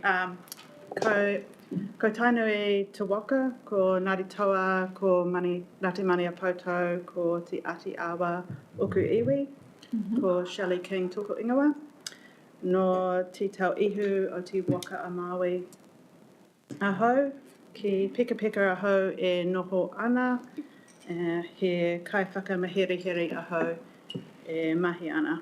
Nō reira, tēnā koutou, tēnā tātou katoa. Kia ora, Shelley. If I stumble that, sorry, I'm on a journey, I'm getting there. We're all on a journey. So I sit in the policy team. I've been here about 18 months, I think, give or take. And I mainly work in the coastal marine environment side of things, which brought me to the Hawke's Bay Marine and Coast Group, or HBMAC. And this, I believe, is a bit of a exciting event. We have pulled together research, mainly Becky here, has pulled together the research from over the years the group has produced, and it is mainly a science and research team. I'm a little, policy person, just trying to navigate those waters sometimes. So I'm going to hand to Becky to do the main presentation, and Andrea will also help. These are our former coastal scientists and our new coastal scientists, but I'll let them introduce themselves. Kia ora. Thank you. Kia ora koutou, ko Becky Shanahan, tōku ingoa. So I'm coastal scientist by trade, and HBMAC has been a group that I've been helping to facilitate during my time at HBRC. So I'm here to sort of give a bit of the history and answer questions about what's happened in the group up until now. And then Andrea has taken over the group from here, so she'll be looking more into the future, but I'm happy to provide context or answer questions about anything as it comes up. So. Yeah, kia ora. Thanks for having us today. I'm just picking up the big work that Becky has done in the HBMAC group, and I'm also learning a lot about this group, so I'll be, I joined HBRC just 6 weeks ago, so a lot of learning. Very happy to be here today, thank you.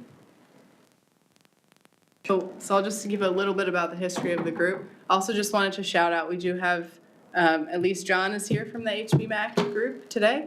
I don't know if anybody else has joined online, but I'm sure they'll catch up later. So just to give a bit of the history of where the group initially came from. So I can't really say which thing happened first. It kind of happened at the same time from my understanding. This was before I started at the regional council.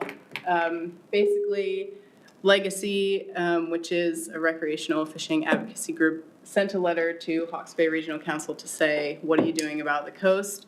There was a perceived depletion of inshore finfish and a general perception that the coastal environment was degrading, and what was the regional council doing about it? So at the time the group was formed, and also this research review and research strategy was commissioned and written in 2016 at the same time. So that was sort of the beginning of the group. The sort of mandate of the group is to gather information and pass it on to decision makers. There's no decision-making in this group. We are just there to purely gather the science, collect the science, share information with each other, and then pass it along.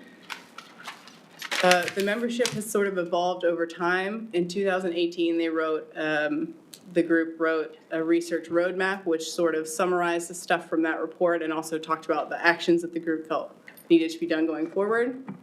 So this is the initial membership of the group as in 2018. It's evolved over time since then. Some parties have come and gone, and so that's sort of where it's at. In terms of reporting, the terms of reference for HGMAC say that we will report to the RPC at regular intervals, which is a very vague mandate and also has been pretty unclear to the group about what exactly that reporting looks like, which is a little bit why we're here today, to maybe get some feedback about what's a preferable way to actually report the information back that we're collecting, because that would be useful for everybody. So that's why we're sort of giving you this context and presentation today. So over time, the group has faced some challenges. We were involved in the Sustainable Seas National Science Challenge, and I'll talk about that a little bit more specifically later.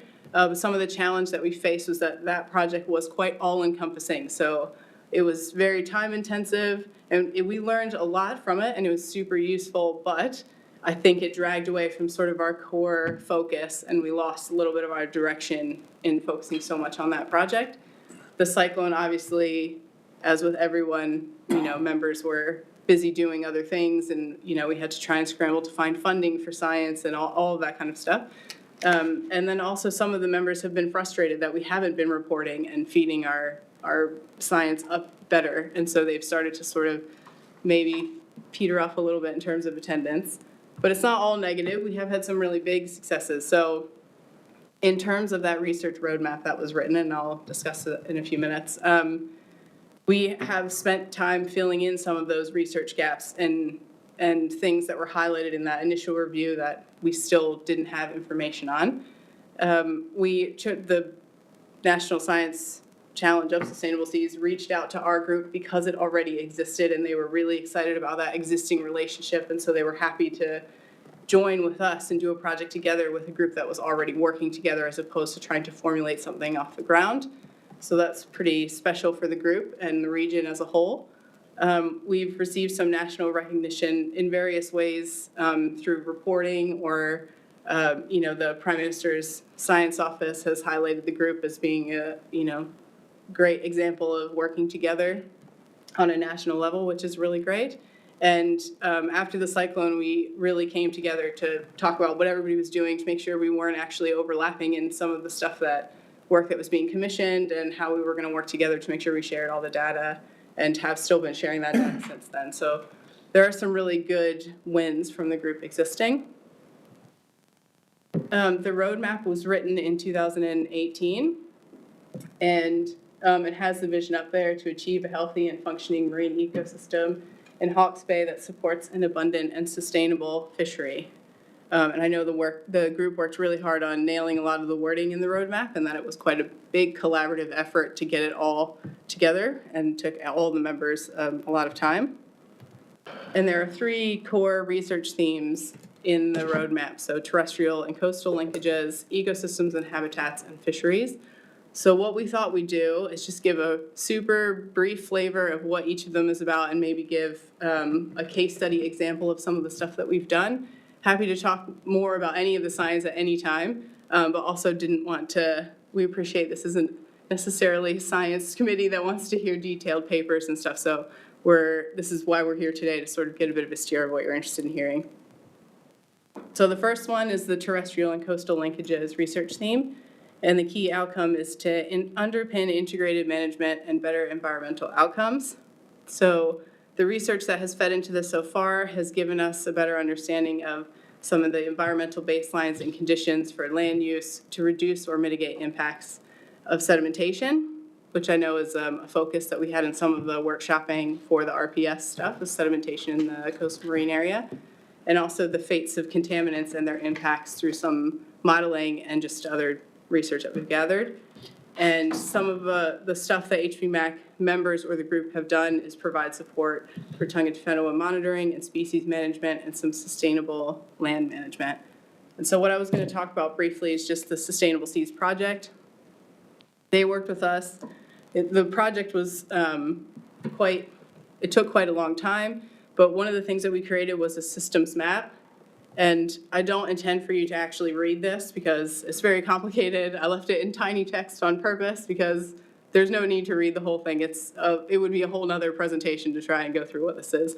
But what it was that we had two key stressors, which was the disturbance of the seabed from any activity really, and then the input of freshwater sediments. And we looked at the impact of anything relating to those two stressors all the way to how they affect people's well-being. So that's what this includes. It's not just sediment comes in, smothers animals, and that's the end of the story. It's more what happens then if the fishing goes down? Well, then how does that affect people's well-being? What if we made some change? Does that change their well-being? And it was a really useful exercise for everyone in the group to really understand the perspective of other people in the group, see how those linkages impact each other, and then also for us to get a sense of what kind of changes we need to make. So one of the biggest learnings we had was, we thought, if we made these little reductions in sediment, say 10%, that's great, right? But actually, in terms of what this showed us feeding through the system, is it's not enough, and we need to make way bigger cuts in sediment. And so that kind of information was incredibly useful for us to start to understand the system as a whole. And so, we just demonstrated the influence of those major stressors, and then it provided us a framework to test things out and have a bit of a conversation afterwards about what was the best step forward. And so that's just the first research theme. So I'll hand over to Andrea for the next one. Yeah, so the second research theme is the ecosystem and habitats, and the aim in this case was to close the gaps in knowledge regarding the habitat types and the quality and the state of the environment mostly. And the key outcome was to underpin the understanding of habitat types and their state and for a better environmental outcomes. So this research set the baseline for the state of the subtidal marine habitats and also the biodiversity in the coastal across the Hawke's Bay region. And this research has helped identify the factors limiting the habitat extent, as well as where can we focus on the restoration efforts and where are going to be most effective. And also this research has helped inform spatial planning, as I'm going to talk on the next slide, please. So this is only one case study regarding the key ecological areas. It's a study that HBRC commissions to help identify high-value areas in the coastal marine area of the Hawke's Bay. And so it was research that analyzed records of fish, birds, and marine mammals, and to help create these maps that will identify species distribution and richness. And thanks to this research, it will assist the HBRC to identify areas for ecosystem restoration. Over to me. I'm sorry, I can't follow your presentation because the PowerPoint's not summarised. I can't follow. So I'm actually on the website trying to find the paper because I can't follow what you're talking to because your PowerPoint's different to what we've got. It's super summarised, but I just can't follow. Maybe I'll get Leanne just to shoot it to everyone now. Oh, please, thank you. That will help. Sorry. Sorry. Presentation. This one. It's not this one. It's not the same as what. Oh, it's a paper. Oh no, that'll be the full paper. So sorry to explain. Attached to the item is the fuller paper. So this is just a very quick summary going through it. Summary's good though. Yeah. We can share this as well. And we can share this as well because this is. We'll just share the presentation when we can. Please, thank you. Okay, thank you. Presentation. So the third area we looked at was fisheries. Obviously, I'm not the expert here, but I'll give it a go. This section probably, MPI was probably one of the biggest ones to conduct this research.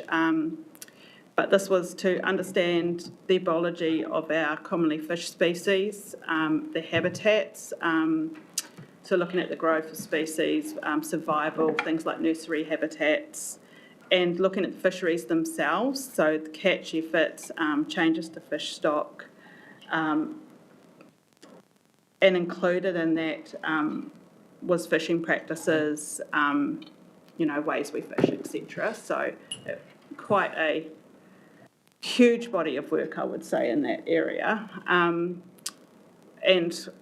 it has gone through to support some things. Marine spatial planning, I'll just say that this is not the same spatial planning as our RM spatial planning, but this could help feed into it. Marine spatial planning is more with sitting with MPI and DOC, so this will help feed into their work. There's some been really good initiatives.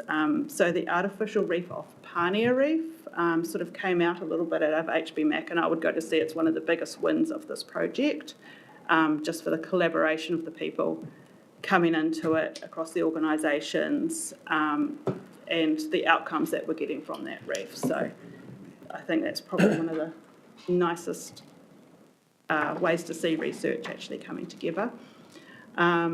And the other things that informs is the closure of fishing areas. And again, it's more of an MPI thing, but it also helps support things like Rahui as well. So it's, quite a cool section. And then one of the areas that we looked at was the boat ramp survey, the Colin Murray boat ramp survey. So I think there's always a lot of criticism that we don't capture what recreational fisheries take, and this is one way that we've plugged this gap. So this is a legacy, I believe, legacy run initiative. It's been going for a long time, so 14 seasons, and they'll continue to do that monitoring through the fishing club, and this just helps us monitor our commonly fished species. What I think it's really good at showing is that we can do small things to monitor things rather than big science projects, and use an existing system to our advantage. So that will continue to go on, and it just helps build that bigger picture of what our fish stocks are doing. Shelley, is there anything you can impart on us in terms of the results of those surveys, or any trends that you can share with us? What are the surveys telling us? Probably not so much. I was going to say you did have a line there. Yeah. Terakihi and snapper. Improved catch rates of some species, but I don't have a fuller picture, on that one at the moment. I can look to get that information from the group. That's what happens when you present. Yeah, Jock. Actually, just following up on that, so that's quite important and probably surprising to most people, so it would be really good to understand why that's happened. The why. I suspect it goes back to some of the wider work that's going on. So why is a good question, and I think I'll get to on the next slide, but this is where we've come to. We've got a whole lot of knowledge that we've brought together, and basically we need to move into our next steps, which is understanding what this all means and passing that knowledge on. So I've sort of said we've been supporting some regional initiatives. We want to carry on and do that, and then move into what this research means for decision making and policy settings and sustainable management. So a lot of those why are these things improving or not improving in some areas. They may be a research gap that we can carry on and work out, or in the collation of that work we may be able to find the reasoning behind that to help inform. So I don't have the answer right now, but that's kind of in the next step stage. No, but do I understand that correctly? Because that's kind of a very fundamental thing in terms of your reason for being, and so you're saying the next step for us is to figure out why. I'm saying in some of those instances, sorry. So in some of our monitoring, we may not have the why, but in that wider pool of knowledge, I think that's where we find those answers. And I don't have that particular answer for you right now on the boat ramp surveys, but that is something that we can look into. Well, we do have other, in terms of all the data we've collected, that's partly that the paper that's attached is the full summary of everything that the group's collated since it's existed. And so that's sort of what Shelley's getting at, is the next step is to take that and actually get into, we know some of the why of some things, what's still missing, what's not missing, so we can answer those kinds of questions. Yes, I understand, and I wasn't expecting the answer now because you've explained it, but I'm just very keen that the answer comes at some point from the intel you have. Yeah, through you, Chair, the terms of reference of the Hawke's Bay MAC group is required to report how often to RPC? It doesn't say. Doesn't say. Regularly. So we'll bring you back a regular report from here on. How's that? Jock? Hey, just another question: if you had $1 million, what would you do with it? Oh, man. Depends on who's asking the group. More reef system. Yeah. We'll grow all the food in Bridge Park. Plant more trees in Plant more trees would be my answer. that's right. Plant more trees? Yeah, Plant more trees. Plant more trees, save a fish. That's a good answer. Right tree, right place, so, yep. Oh, kia ora. Sorry about that. I was just confused because there's a specific question I want to ask about the research is how is it supporting customary management tools? And are we considering the permit system through our gazetted kaitiaki to monitor what we give out under our customary rights? Yes. Is there any relationship between the MPI or, say, for example, our Māori committees? Yeah, I guess we probably have tapered off in the presence of some of our mana whenua that have been on the group in the past, and MPI does do some work through the Rahui process through Section 186 with them, and this sort of comes to this slide as well, is that to be accountable and to do our job properly, we need to make sure we have everybody back at the table and we're having all those discussions, because we see that this research, it doesn't just feed HBRC, it feeds MPI, it should be feeding our entire units. It's going back to all decision makers in the region. So does that sort of answer it? It's coming up. We've identified it as something that's tapered off, that was always in the intention, and yeah, so to move forward, we would like to look at our membership to make this more robust, and we kind of have come to the conclusion, which is basically the start of the thing, that if we're not all in the room together and all working together, it doesn't work. So integrated management in the coast has to happen to get these things across. And Shelley, just to help answer, I think what the question was, is HMAC the mechanism to be able to collect customary fishing data like the boat ramp surveys? Yeah. Does that exist through this? Does it exist somewhere else, or just it's not set up well to do that at all anywhere? I wouldn't say it's the purpose of it. No. We would depend on MPI to provide that from their monitoring. That's right. Yeah. Okay. But that data would be valuable if MPI could provide a mechanism for that to happen, right? Yeah. Charlie, then Zen. Oh, sorry, I'll go along the line. Charlie. Yeah. Kia ora, Charlie. So in reference to the Wairau Hard, you talk about ecological studies and stuff in there. Is there any reports get shared out?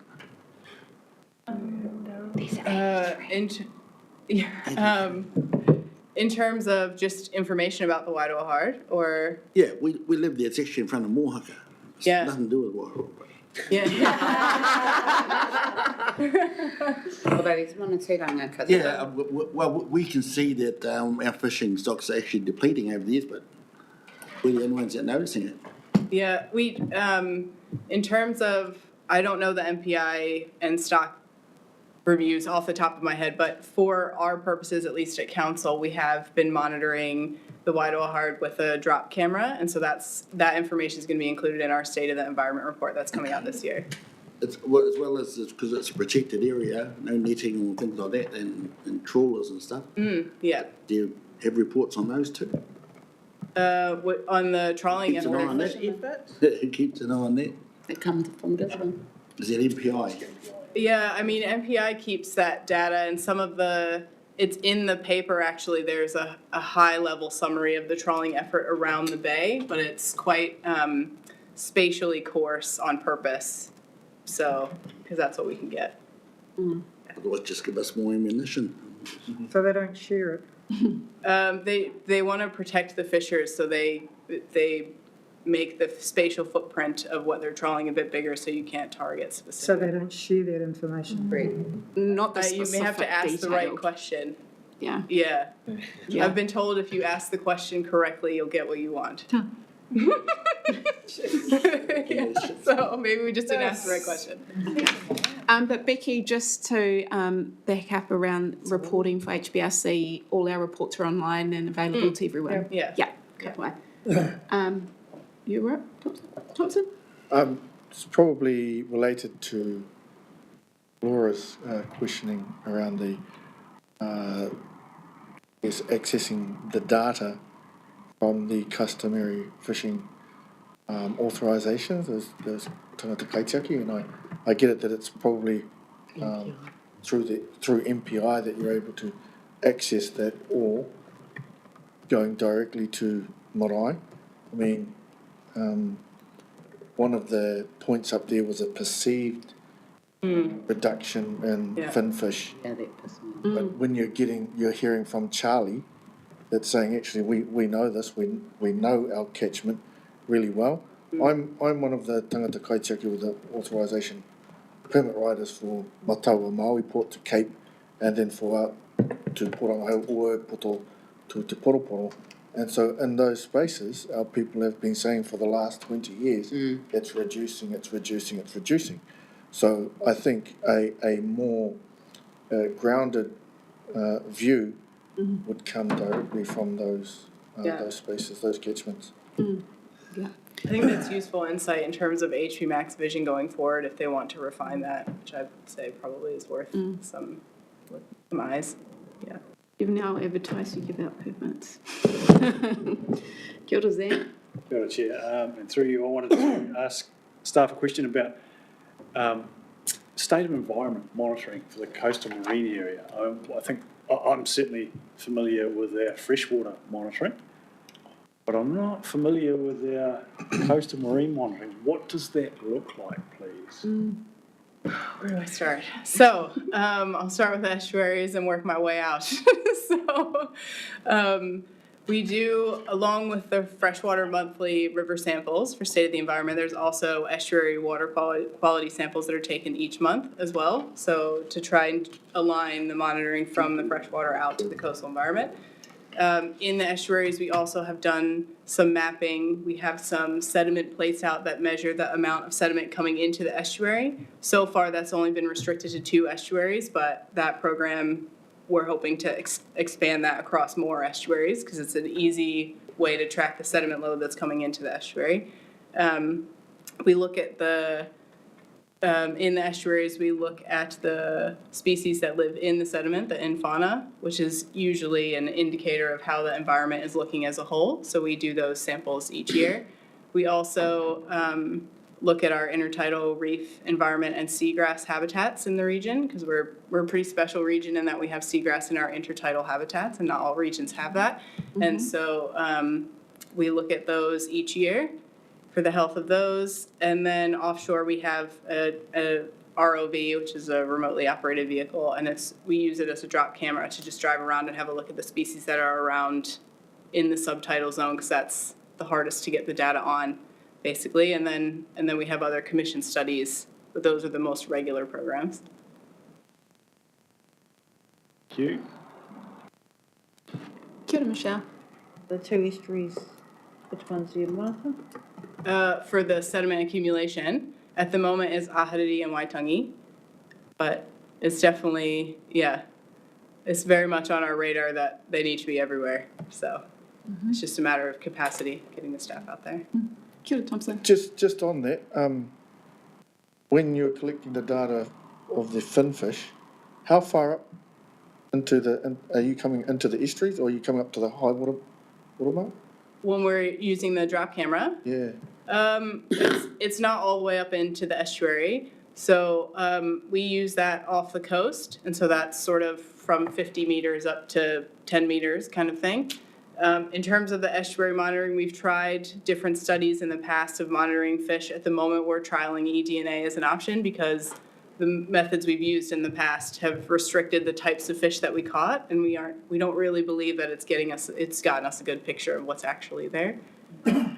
So that's how we don't do a continuous from the deep all the way into the estuary, if that makes sense. How I understand it is with MPI, there's two regulations, customary fishing regulations. There's the one for the coastal, and then there's the freshwater. But the freshwater is not how, mana whenua perceive freshwater to be. Yeah. An example is Mataua Maui. We believe that it comes all the way up to the Chester Hope Bridge. But we don't want to sort of put our customary fishers in a predicament where they're being challenged by MPI, and so we've got the freshwater regulation permit that covers them from literally the bar back this way. Yeah. So it's interesting to know that the sediment conversation, I think it would be somewhat in the same, research, because there's a relationship there, right? Yeah, definitely. And that's some of the stuff we want to connect between the freshwater and the coastal, monitoring a bit better. We're collecting the data across the two, but we haven't directly reported them together always. And are we just collecting the right stuff? That's something the team is grappling with at the moment to make sure we're covering it across. Also, I just wanted to, Michelle, just to address your question, we just do the sediment accumulation in those two estuaries, but we do monitor the infauna across estuaries along the region from Prongaho all the way up. So I just so that's clear. If there are no further questions for the team, for Becky and the team, we have a recommendation that the RPC receives and notes the receives and notes the Hawke's Bay Marine and Coastal Group assessment and progress of the research roadmap. You're happy to move, thank you, Jock, and you're happy to second. Michelle, would you like to speak, Jock? No, I appreciate the work you're doing. It was really interesting for me, that presentation. Thank you. Michelle, Zan? Kia ora, Chair. Look, the frustration I have with this paper is that the missing piece is commercial activity. Yeah. And my feeling, and the reason why I asked the question before about what our monitoring looks like, is that ultimately the value that many people and I guess tangata whenua are pretty high up the list of those many people get from our inshore waters is the benefit of being able to catch fish and eat them.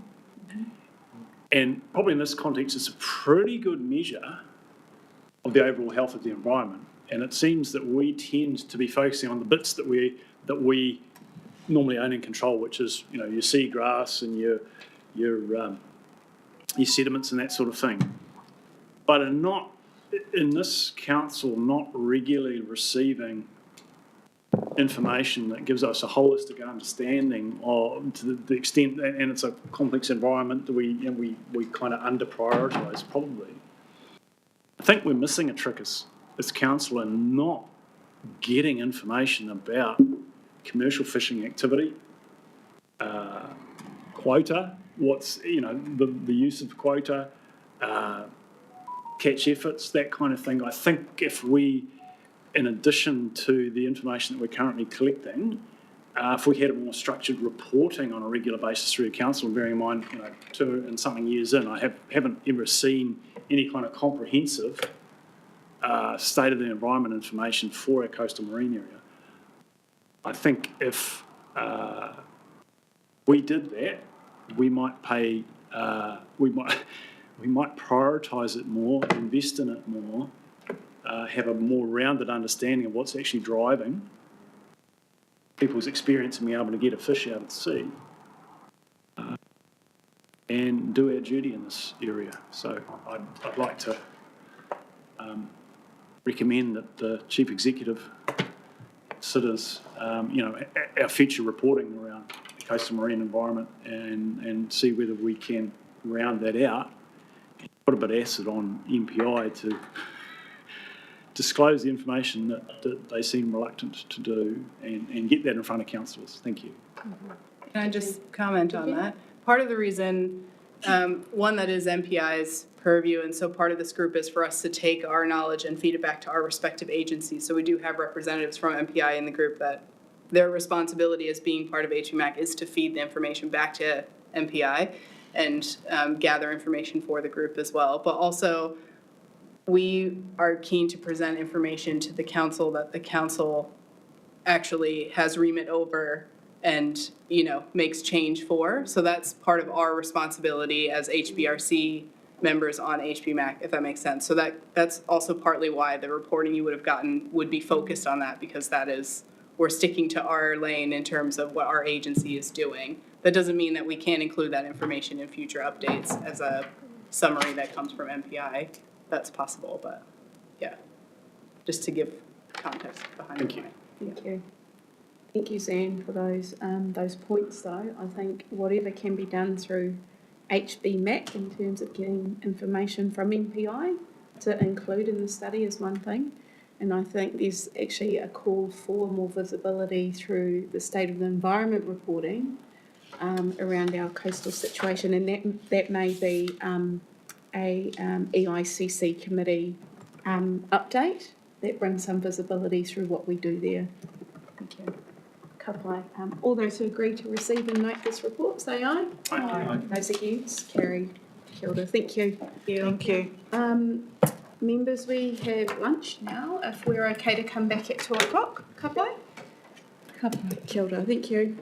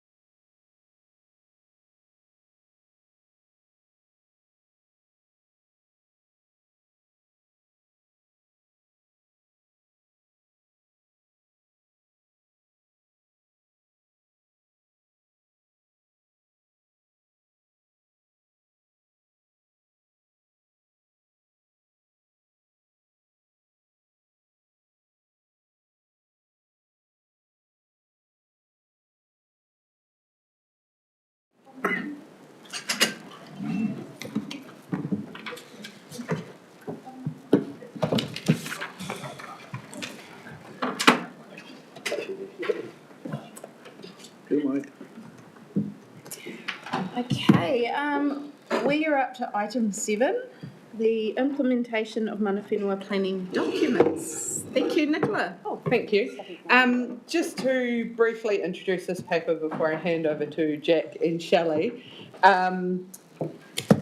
This is a really early kind of overview of the work that we've been doing that really probably kicked off after we went through the process of the values and visions work with the PSGEs.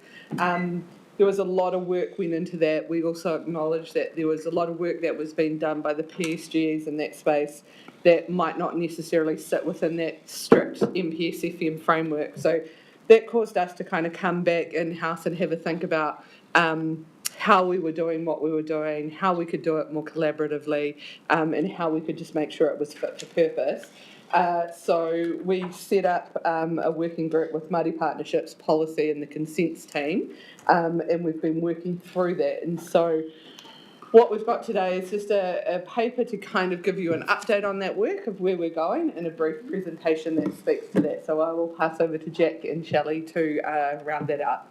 Kia ora koutou, aku rangatira ngā mihi mo te wai tēnei rā, ko Jack Smith-Ballingall tōku ingoa. Through you, Chair, I will take the paper as read and introduce the presentation that we have. So this paper is an update on the work underway between Māori Partnerships, Policy and Consents. The purpose is to create a consistent internal system for receiving, actioning, and implementing mana whenua planning documents. The overall objective of this work is to better integrate mana whenua aspirations and align with mana whenua expectations in our work streams. So there are a range of mana whenua planning and agreement instruments, as you can see behind us, used to convey aspirations and expectations to Council. The project that we have been doing is to strengthen our internal processes to planning and planning documents in order to recognise their value and appreciate the effort that goes into them. We understand that iwi hapu management plans, especially at a ground level, go through a lot of processes, a lot of wānanga, a lot of time to be created. So we understand they are a taonga and want to recognise them as such. Thank you. So yeah, behind us are a suite of mana whenua agreement and planning instruments, and the ones we've chosen to focus on today are mana whenua planning documents, namely iwi hapu management plans and customary marine title planning documents. I'll pass over to you, Shelley. Kia ora, you've got me back again. So mana whenua planning documents, I think the main point to take away from this slide is that they're created in and for Māori planning, that when they get lodged with us, they have application to the resource management system, and they provide for mana whenua participation in resource management. For HPRC, under our current system, it assists us in giving effect to Section 6, 7 and 8 matters in the RMA, and it assists us in achieving integrated management of the natural and physical resources of the region. So there's two distinct types, which Jack alluded to. We currently deal with iwi hapu management plans primarily, but we may also in the future have CMT holder planning documents come in to us. They have two different lodgement requirements. They've got two different legislative weightings and processes that they must go through. So part of this work will make sure that we understand that and that we've got those processes ready in place for when CMT do come in. We already have some processes in place for iwi hapu management plans, and we'll be looking to bolster those and improve those. The third point is that because these are made for Māori planning spaces, there is no set format requirements. They can come in a variety of different forms. Some examples up there are tangata kaitiaki management plans and strategies, which are primarily under Fisheries Act, but can come from an iwi hapu management plan, freshwater management plans, position statements, cultural frameworks, etc. So we're kind of anticipating a growing array of these documents to come across our desk, and we see that there's room to strengthen our internal processes and our staff awareness that will result in better integration of mana whenua aspirations into our planning system. So we say enhanced processes. Previously, before undertaking this work, the processes sat within different functions. Māori partnerships how to function, policy and consents each held different parts of it. So what we've done is come together and agreed upon a collaborative way that we speak to each other through the whole process, so nothing gets missed and we can offer the best integration into the organisation that we can. So the four-stage approach you can see behind us is at a high level what we've agreed on in order to achieve that. For relevance, the immediate actions that we as a group are taking at the moment are focusing on what pre-lodgement looks like. I'll admit that the pre-lodgement process we had before was a little bit confusing potentially. So what we've done is clarified that and also offered support to any entity wanting to publish an iwi hapu management plan. And what support looks like is somebody to talk to, somebody with expertise within the planning team to offer support to the writer, potentially offer suggestions on what could give more influence or hold a little bit more influence. Oh, sorry, not influence isn't the right word. Can I chuck to you, Shelley? Maybe you can articulate that a bit better. So I think at the moment, policy already provides some support to groups. If they come to us in that a draft looked at, etc., we're always going to say yes. I think what we're looking at here is to have a bit more clarity around that so that there's a sort of formal system in place. Internally, we all know that that's there and that option is available, and then that's communicated out. So, yeah, it's not a new system as such, it's just formalising what we do. Thank you. Thanks for the assist. And also just greater clarity of process. We're refreshing the landing page on our website at the moment to better highlight the information that's relevant and to assist people in creating and lodging these. The lodgement form looks different. And then also past pre-lodgement to receipt. What does receiving from HBRC look like, or receiving to HBRC? So it's more formalised tikanga. That's somebody from the Māori partnerships team reaching out and working with the lodger to figure out what's the best way for the organisation to receive it. For example, it could be a presentation to this committee or to the Māori committee and or any other relevant committee, just for better integration from the very beginning. And then lastly, what integration looks like to the organisation is potential workshops with staff to educate them on what an iwi hapu management plan is, the taonga it is, what it represents, the aspirations that sit within it, and the ultimate goal to end up in alignment. Alignment of aspirations, alignment of expectation, and alignment of output as well. So the first thing that we will do once our system is up and running is put iwi hapu management plans that we already have back through this process.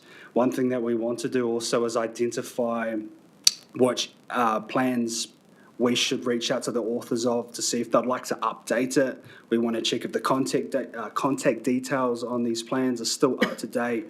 We want to make sure that positions stated and the aspirations within them are still relevant, given that some of them are around 20 years old and potentially older. So there's a bit of work to be done there. And what we'd like to do in the future is come back to this committee and report on how we're doing against our iwi hapu management plans, where we're getting wins, where we're seeing alignment, and how we're continually implementing the visions and aspirations put to us. So that's it in a nutshell. Our next steps are to continue to look at funding as well. What does funding look like for an iwi hapu management plan? It's something that we aren't super clear on right now, given that we are under constraints funding-wise, but we will put a lot of consideration behind how we do that in a fair and equitable way. Staff training, we make sure we will communicate these processes and continue to embed the aspirations and expectations into the organisation, past Māori partnerships and planning and consents, so that we all understand. Anything you'd like to add, Shelley? I think you've got it good. Thank you, Jack and Shelley, and it's really clarified the process in terms of support and enablement for these plans, but it's really crucial that there's an opportunity to update the ones. I know that I was involved in the Tūtau Kuriawa management plan. That's as old as my son, so 10 years. So, you know, it's a good opportunity to refresh those, because then it informs also our organisation as to what it is, you know, hapu and iwi are looking to work together on, and essentially it's all about working together. So thank you for clarifying the work going on within the organisation about how we do that. Are there any questions? Kia ora, Laura. Can we go back to pre-lodgement, please? I just wondered how you refer back to the settlements, given that you are looking at updating 20-year or getting in touch with those authors, and that I know some of our settlements are specifically statutory acknowledgements for a particular hapu, and that's okay. But our other settlements are sitting within the PGSC in terms of your RMA relationship. So what would that look like for your internal, or what's the expectations from our PGSC with our hapu? That is such a good question. I guess iwi hapu management plans kind of sit slightly outside of that, but you're right that they need to be endorsed by an iwi authority. So I think that will come in to our review process as to who it goes back to, but in the first steps it is going back to the initial authors, and then it is likely going to be up to them if they would like to resubmit an updated version of who they get that endorsement from. Yes, because the landscape has changed, in some cases quite greatly, I would say. So when you receive it, what's the idea around your formalised tikanga process?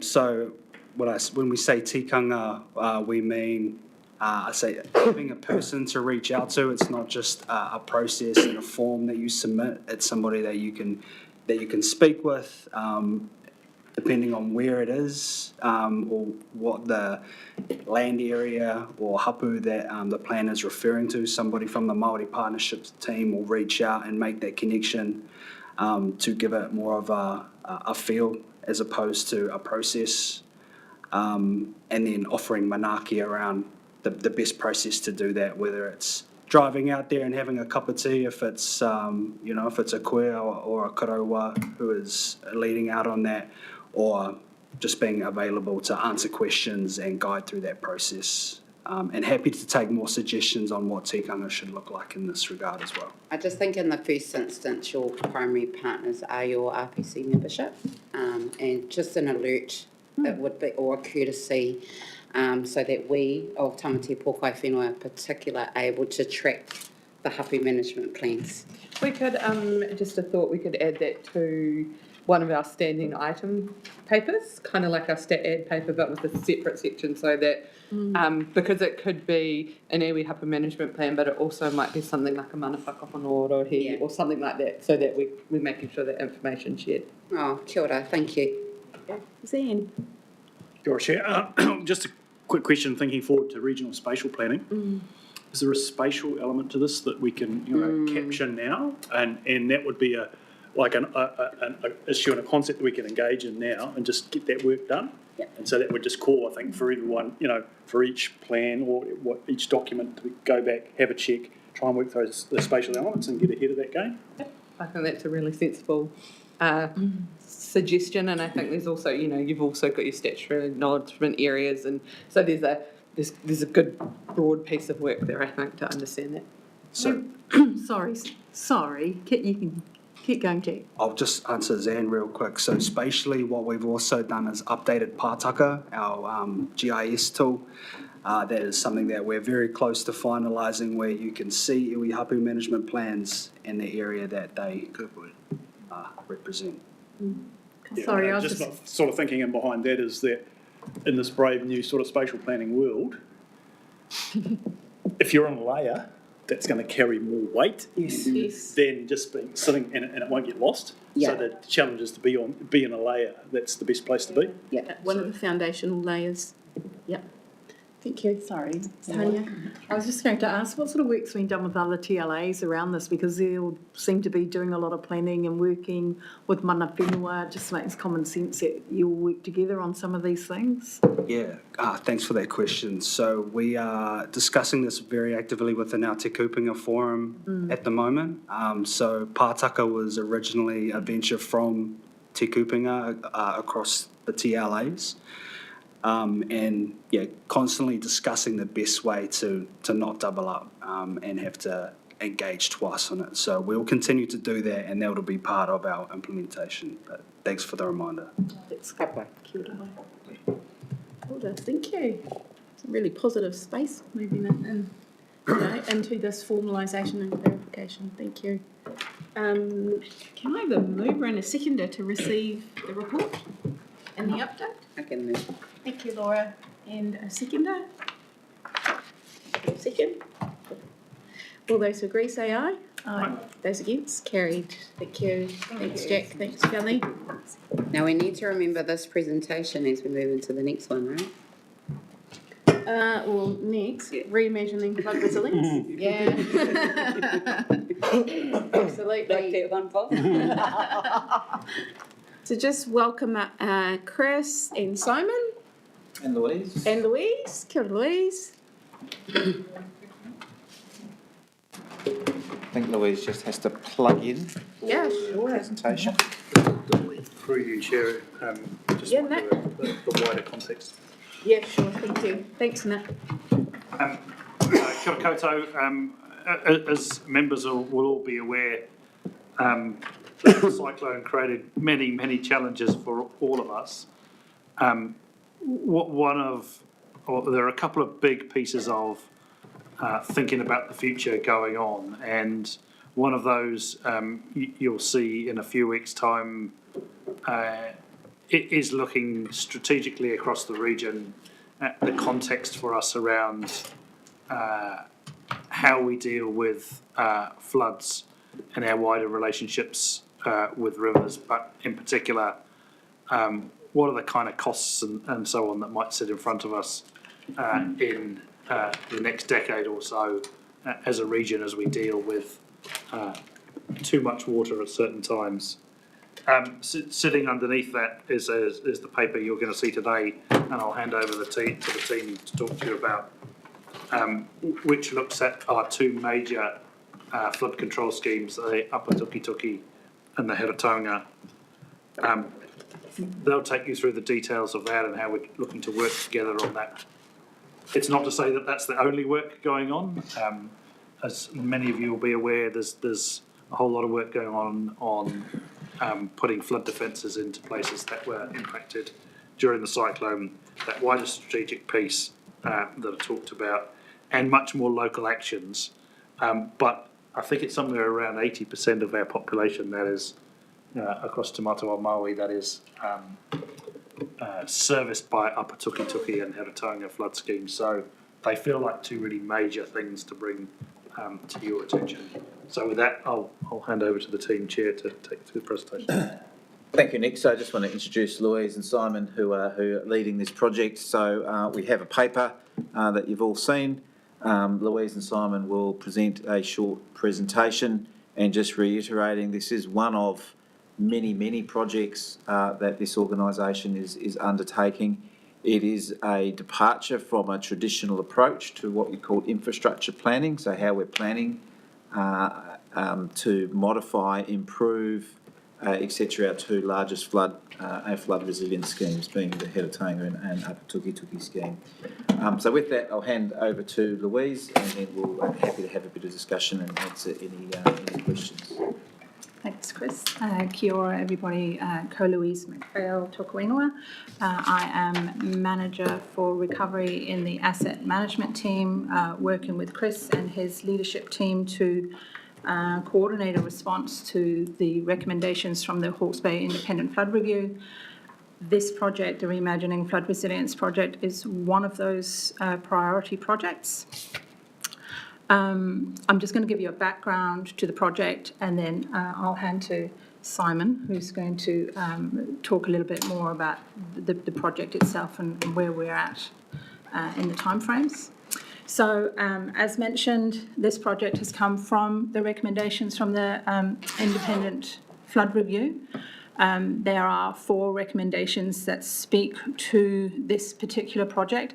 I won't read all the words because we haven't got very much time in today's agenda, but essentially it talks about going beyond the usual kind of technical review of schemes, looking at how we might manage and other over-design events similar to Cyclone Gabriel, which will include nature-based solutions and making room for the river, spillways, diversions and storage areas in upper catchments. It talks about working really closely with our communities and our partners in Mana Whenua on the ground and within communities, rather than taking a more strategic kind of pure engineering perspective, and actually working with the community on solutions for those communities. And involving the PSGs and the TAs in that collaborative approach.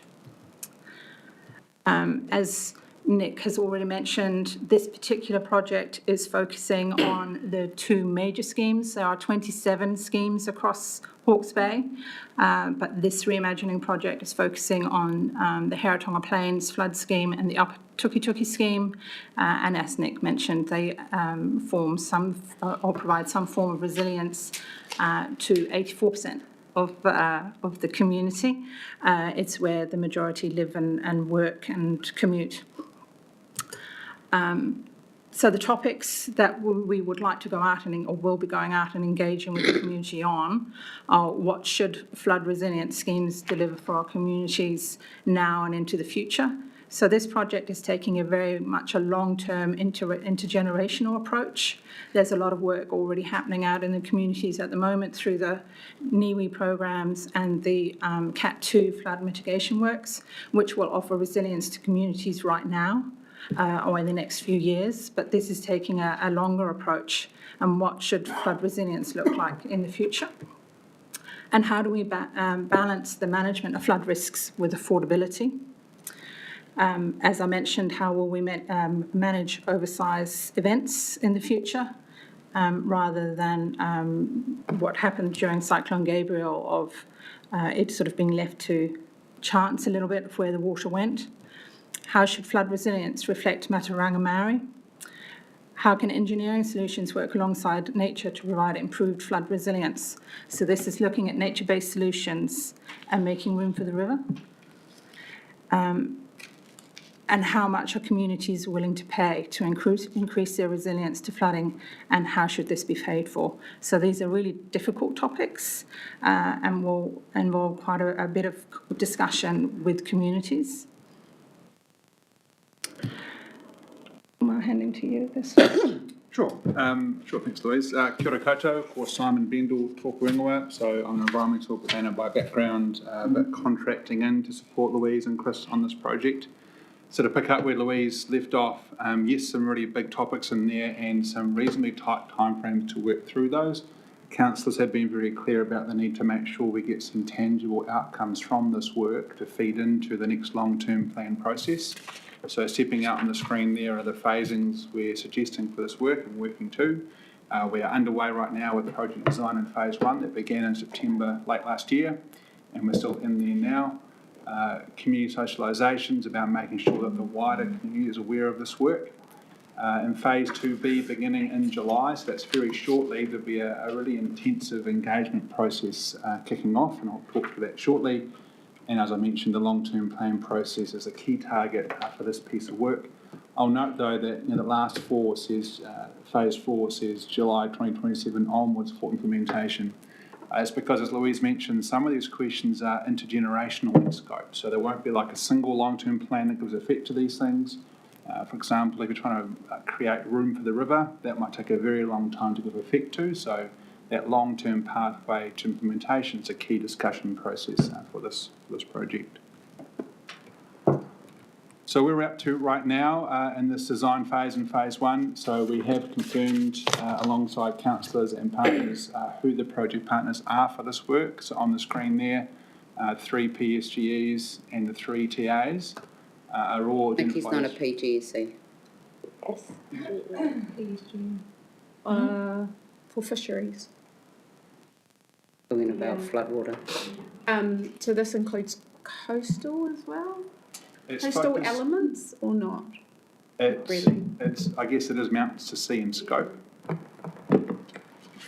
And I think I'll talk to perhaps that one a little bit more as well when I get to the structure point to clarify your question there. We are directly informing others as well at this early stage, acknowledging that some of those agencies have key infrastructure assets, for example. So I guess the message here is there are those 6 key project partners, and we are directly informing others at this early stage.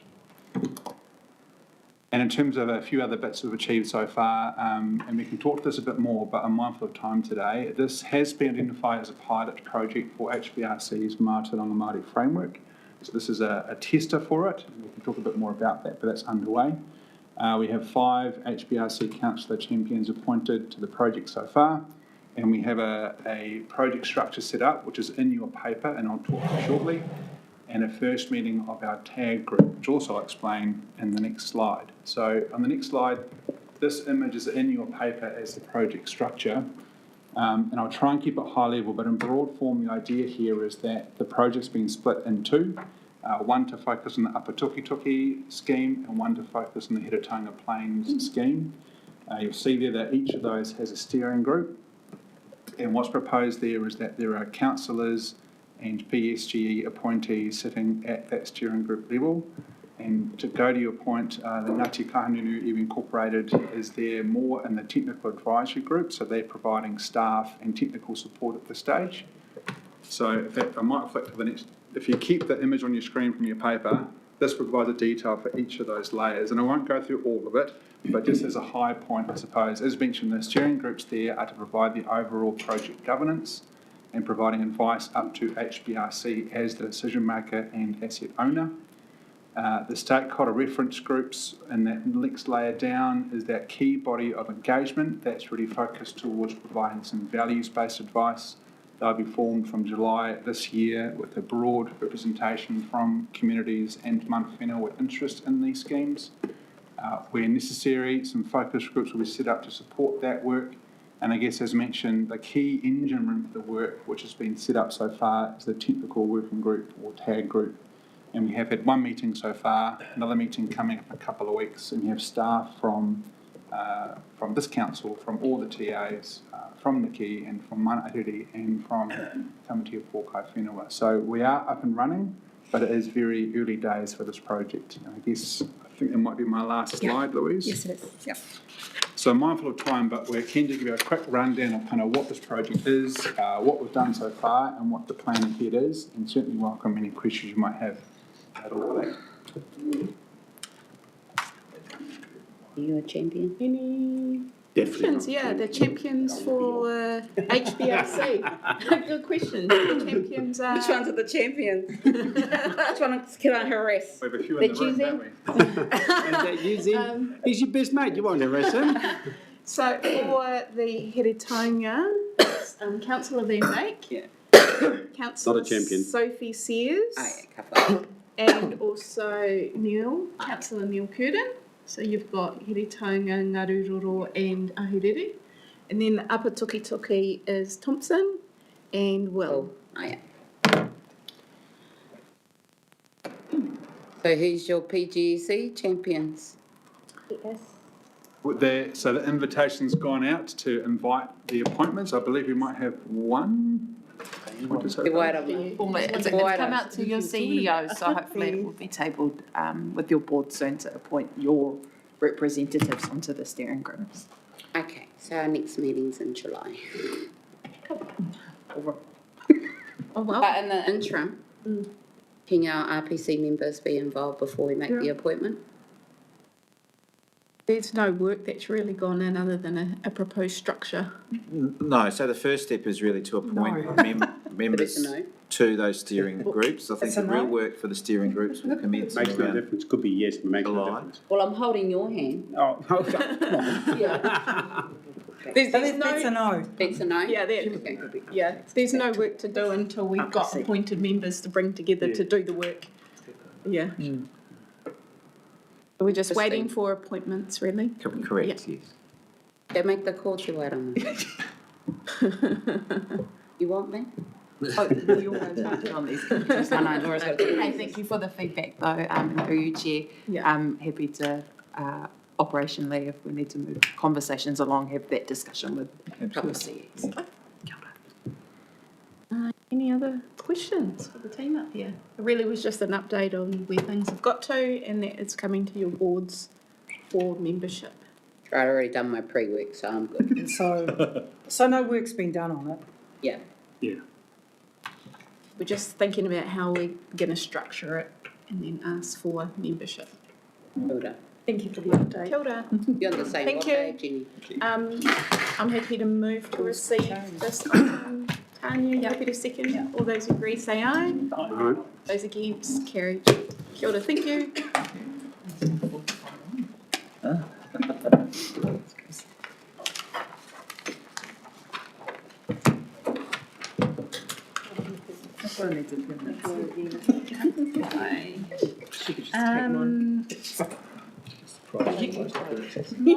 It might be better if we have the Te Muriwai o Te Whanga plan, if that's okay, come next. Policy projects Just inviting our mana Ahuriri representative up, Gareth.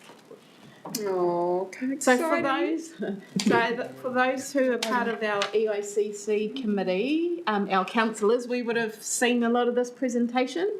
But we thought it was really important that our PSGE members also have some visibility about this really important plan, the success of it and its launch.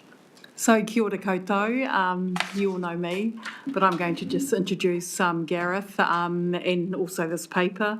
As you know, Mana Ahuriri is the post-settlement governance entity for 7 Ahuriri Apu, Ngāti Hinepare, Ngāti Mahu, Ngai Tāwhao, Ngāti Pāro, Ngāti Matapu, Ngāti Tū and Ngai Te Ruruku. Those are our 7 hapu of Ahuriri.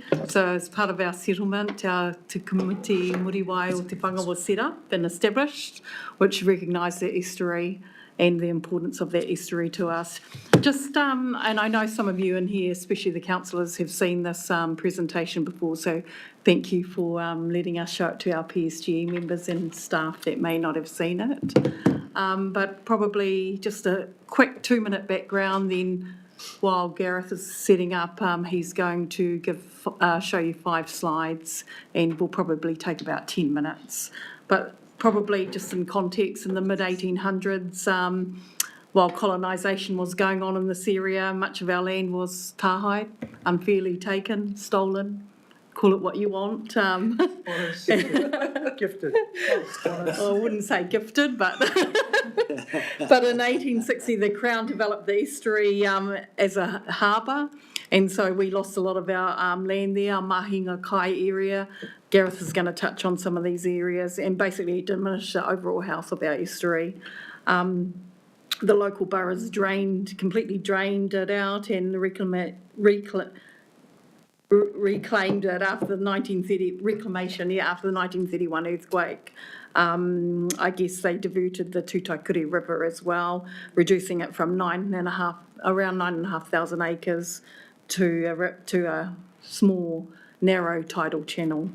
So it just gives you a bit of context of Te Whanganui Aotearoa and the reason why we call it our jewel in our crown. And we call it the jewel in the crown because it also is, has links now and sits alongside our strategy in relation to the purchase back of many of the areas around here, including, I think it's around 1,300 hectares of land north of the airport, known as Ahuriri Station or Pamu to some of you. So we're currently working on that through the FDS, Future Development Strategy, and our aspirations and plans for that going forward. Also, it sits alongside the purchase of 50% shares of the Hawke's Bay Airport, which we currently completed due diligence on. It also sits along 5 precincts here in Ahuriri Napier. Those 5 precincts we're turning and developing into housing for our people, which includes 17 hectares down Wharerangi Road, adjacent to the Taradau Club, which I'm sure many of you have been to. Also, we have the Munro precinct. Pack and Save sits on that precinct. And also Burger King, that whenua will come back to us. Also the gravel pit, which many of you know because you probably used to park there. Also, we're developing up on Mataruaho on Bluff Hill, and that we're currently doing due diligence and looking at the best use of that land at the moment. Also, Owen Street, you'll see in probably October, the turning of the sod for development of a apartment block there of 24 apartments, which will be used to house some of our people.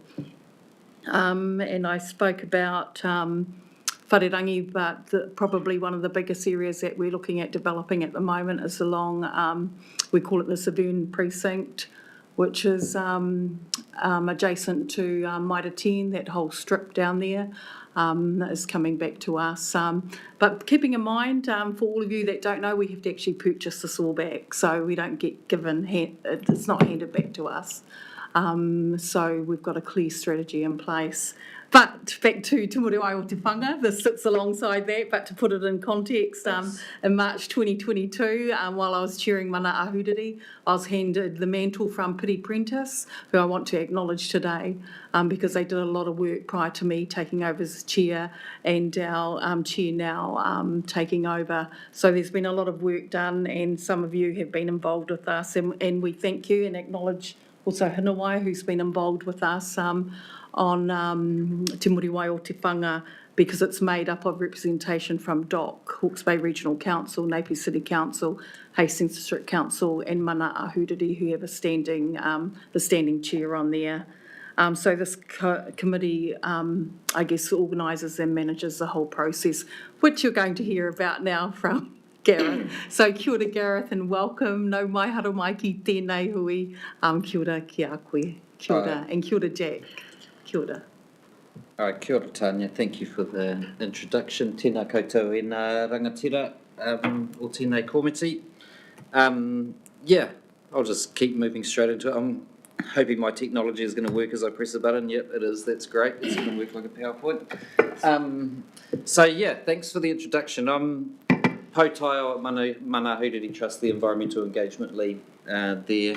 I'm privileged to be working on behalf of my wife's whānau, my son's whānau, and looking at the environmental outcomes and how we can achieve some better outcomes for the future aspirations of our whānau, the hapu of Ahuriri. So those who connect to Te Whanganui Aotearoa. So I started in the role, excuse me, in September, so fairly new in the space.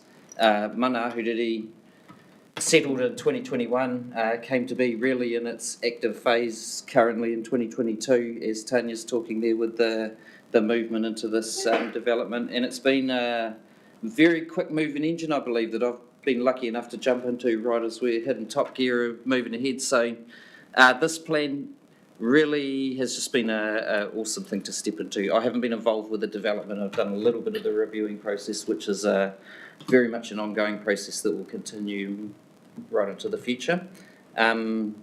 But yeah, we're in a good situation as a settled entity here in Hawke's Bay, working alongside our partner agencies because of this plan, I suppose, is a way to introduce. So yeah, just to step it back, the hapu, as Tanya alluded to, there's 7 hapu that came together as a what was regarded as a large natural grouping, I think, in the claims process with the Waitangi Tribunal to settle the grievances that really came about as a result of the Ahuriri purchase. So everyone who relates to themselves as the Ngā Hapua Ahuriri all have a collective ancestry that connects to Mahu Tapuanui, Māmoa, and those who came through as the descendants of them. So it's interesting. I just moved up from South Island next to the Rauruki here, and some of the connections with Māmoe and the naming of places has been really interesting in the learning just by looking at these old maps and going, whoa, it's the same as some of the stuff that's happening all over the show where these names were carried to. So it's been wonderful to develop a deeper understanding of the history. But the central sort of whakatauki that guides the direction of our plan and the direction of our trust, for want of a better word for the grouping of hapu, is korua te paia ko te whanga, he koinga tō te ata, he koinga ka awatea, he koinga ka ahi ahi.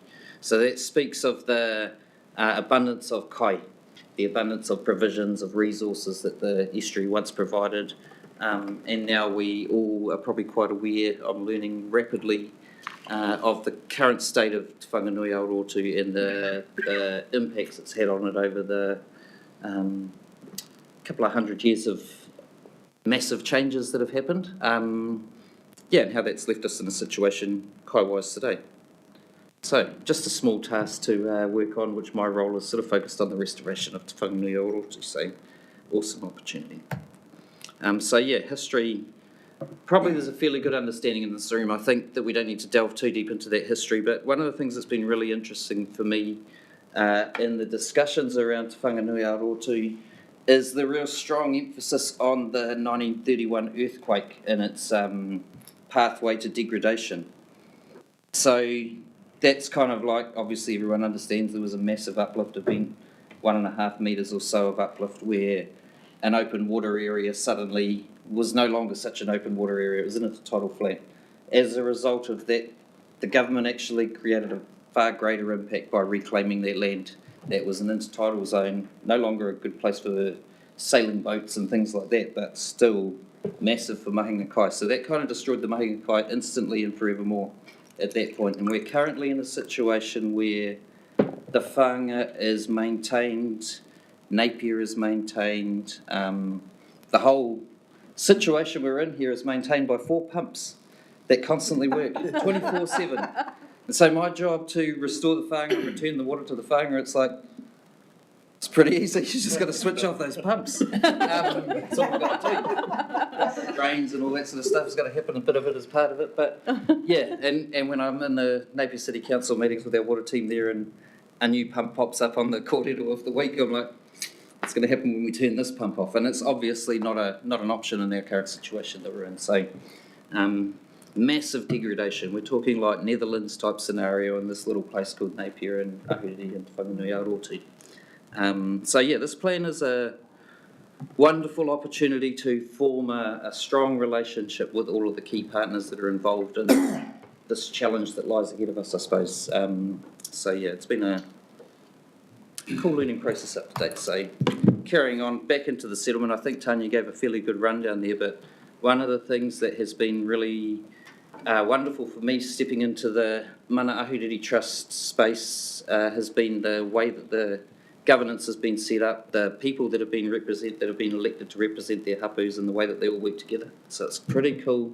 It's progressive. It's lacking in rarurarus. It just seems to be that everyone kind of wants to work forwards together. And even when there's debate around things, there's really good progressive kōrero that happens as part of that. So I really enjoy the space to be able to work with this whānau that you see up behind me and the mahi that was done by those that laid down the claim and put in all that hard work to make it possible for us to be here in this room today. So yeah, now we have a komiti that's been formed as part of the settlement as an outcome of the an obligation of ours under the outcomes of it. It's interesting, we had all these obligations as part of the settlement, despite the grievances of the past that we don't delve into.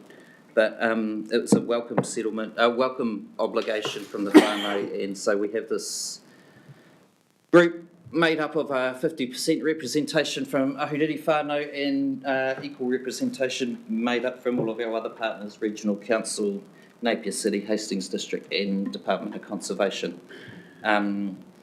So yeah, we're in a pretty awesome space. They work well together. We've now just gone through the process of actually officially launching this plan. It's a statutory document now that all of our partners must give regard to in their policy and planning processes going forward. So it's been interesting in the kōrero with Jack and the team around hapu management plans and the question around this new plan that's suddenly been placed on the table. So it doesn't replace the need for a hapu management plan by any means, because this is a joint plan that's been built by all of our partners together rather than a hapu-driven plan specifically. However, it's a really good framework for how our hapu management plan can be developed to take on the interests of our entire takiwā. So, Mana Ahuriri Takiwā runs from north of the Esk River, Waihinanga River, south to the Naruroro River, and then inland to the Kawika Ranges. So it's a pretty vast proportion of our Hawke's Bay region, I suppose.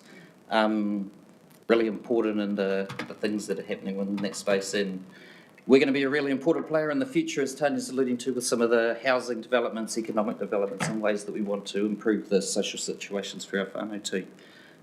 So this komiti has been a pretty awesome scenario, and having a statutory plan makes my job really easy when I'm going into meetings to say, how can you give regard to this? And we came to the Integrated Catchment Management Committee meeting recently and presented the plan, and it was wonderful because it even reached a point where that committee was trying to raise it to the point of giving effect to our plan as well. So hopefully that's going through. I think as Councillor Curtin, trying to... He stopped it, didn't he? I tried to sneak that recommendation in. So at that... Give regard to. At that statutory level, it has a basis of good regard to, so it's not the be-all and end-all that Mana Ahuriri suddenly comes in and everything that we've got within this document has a opportunity to go forth, but it opens up the opportunity for the kōrero and the partnership. The relationships at the moment seem really strong, and our kind of major philosophy is really focusing on ensuring that those relationships remain strong so that we can continue to just work together with whoever we're working with. So the plans, as these plans, no surprises to people, there's 6 key po. They feature the various aspirations of the whānau, from economic, environmental, social outcomes, etc. So, and how we can boost our cultural identity moving forward. So all very relevant. The plan's very action focused, and it provides a really clear framework as to how we can implement actions to achieve the aspirations and the visions of the plan. So, as I say, it's a nice, easy document for me to walk into this role in, because it kind of just sets the framework really clearly. We've got a taiao strategy that from our taiao perspective, it really just emphasises the value and importance of all of our various po that we've outlined that matter to our Ahuriri whānau. And throughout those 6 po, as it says here, there's 62 initiatives that kind of we're working towards in this current iteration of action within the launching of the plan. So it's a live document, it's not a finished document by any means, and I think our next meeting, which is only 2 after kind of resetting from getting this thing moving, is going to be really focusing around review and where we're heading to in the next stages of review, and incorporating especially some of our economic development considerations that are sitting in the plan. If you look it up on our website at the moment, as to TBCs or one of those acronyms that kind of is waiting on that. So another wonderful thing from my radical environmentalist perspective that I bring to the Mana Ahuriri Trust is that there's a real strong emphasis that our economic development doesn't have negative impacts on taiao, and it's a wonderful thing that I can get brought into, my whakaaro get brought into the room. We can utilise these documents that have been created with total whānau input and wider partner input as well to ensure that these things actually happen. So it's a cool space to be in, and I think the future of our environment and our environmental well-being is in good economic development that allows us to create changes from where we currently are and move out of this status quo that leaves our whānga currently producing cockles that grow to 23 mils before they die from contamination. So, yeah, would love to see changes in that sort of scenario. And we need to have big change, and we need to all be bold and working together to see that happen. So yeah, next steps, we're doing lots of monitoring, we're getting more and more involved. Our tile team is growing rapidly. We've gone from 1 to 2.4 in the last week while. So we're almost up with 300-400 in the regional council. So resources, when we're talking about happy management plans and stuff like that, are essential to get the stuff moving so that we can get the support, because we're chocker where we are. But it's a wonderful space because we're well supported by all these organisations and our network of PSGs, our other iwi organisations, our tai whenua, etc., that we're working and trying to build our relationships with too as we move along. So, ngā mihi nui. Any questions? Hi. Is it Jenny? Awesome. Oh, thanks. Awesome. We're very lucky to have you. Kia ora. My query is just around the integrated catchment and how that works, because catchment groups back home in Central Hawke's Bay, Māori are not included. So, when there's talk of integrated catchment groups, any insights into making that happen, as opposed to, at the moment, we experience an inclusive bunch? Yeah. So we it's interesting, in this plan, I don't know if they realise, but we wrote the catchment groups into our plan. So they kind of have to, we say, oh, well, you're in our plan now, we're your mates now, and from that, there's been this sudden boom connection. And so week before last or something, we had the Parliamentary Commissioner for the Environment come up here to talk with some of the initiatives at the Ahuriri Tributaries Catchment Group, which is exactly as you're saying there in its representation. Even though it has some whānau on its trust, etc., the actual connection with our whānau had been nothing. So we've just jumped in and, Embrace them. Embrace them and say, well, you're doing all this mahi and not doing it that well, but we want to show you to do it really well, bring you some support and see it come through in a really good way. And they're loving it. So they're willing for it, but they just don't know how to talk to us. And to be fair, there were some really good relationships set up previous to this plan. I mean, it just didn't happen because of this plan. And so we're very lucky. Some of our whānau worked really hard at building a relationship, and I guess it was reciprocal, so it was on both sides. We wanted to build the relationship to move forward.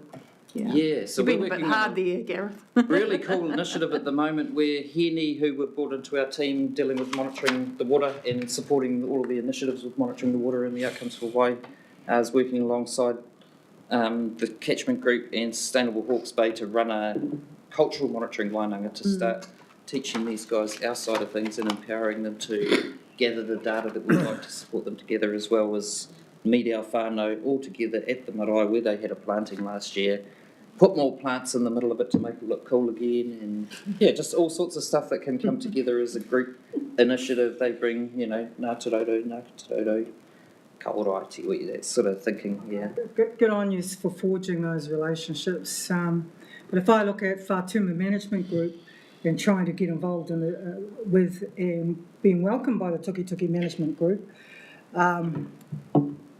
just ghosted. And so then I would redirect back to the council. If you're supporting those catchment groups and they don't allow iwi hapu in, especially like Whātuma as part of our Tamatea Pōkai Whenua settlement, it's definitely about the environment. And the restoration not only of the mana of the people, but the ecology of the lake. And if doors are shut, now, and we've lived beside these people for decades, but if doors are shut, it's really, really hard. So if the council are supporting those catchment groups, then my statement is you're supporting the exclusion of Māori. And so I would like to work with the council on how we can be a whānau and just get on with the business as opposed to, we're doing it in separate tranches and it can be perceived as one against the other and it's just not. And so how do we pull that together? So any support we can get from the great example that Mana Ahuriri have given, we welcome that. And that includes sharing resources, and I'm talking about your staff as well. So, you know, Right, kia ora. Thank you, Jenny. And I just see Richard behind nodding his head furiously. So please go and have a kōrero with Richard because he looks after a lot of the catchment work we do. Okay, but there's never any want to exclude. So, koera from our end. So we're here to support. Kia ora, Zen. Kia ora, Chair. Look, I'm trying to shut up for the rest of the afternoon, but But I can't not. I just got to leap in and grab the opportunity that Jenny has presented. Look, I know from involvement from a Pākehā landowner perspective in a number of catchment groups, that generally speaking, it's not for a lack of want on the part of those members in those organisations, those catchment group organisations, to engage. It's a matter of, for everyone, it's a matter of time, priorities, understanding. The point I want to make is that this tapu, if they wanted to, and if they wanted to send a message that they value at the highest leadership level, they value, you know, putting work into those connections, then it can work from both sides. There's an opportunity for leadership in that space to help to drive those connections. And to the extent that this table can help with that, that would be invaluable. And then I was going to say, and Richard, if you've got anything to say, come up to the table. I'm sort of looking at Will and Richard at the moment. Grab a Richard. microphone.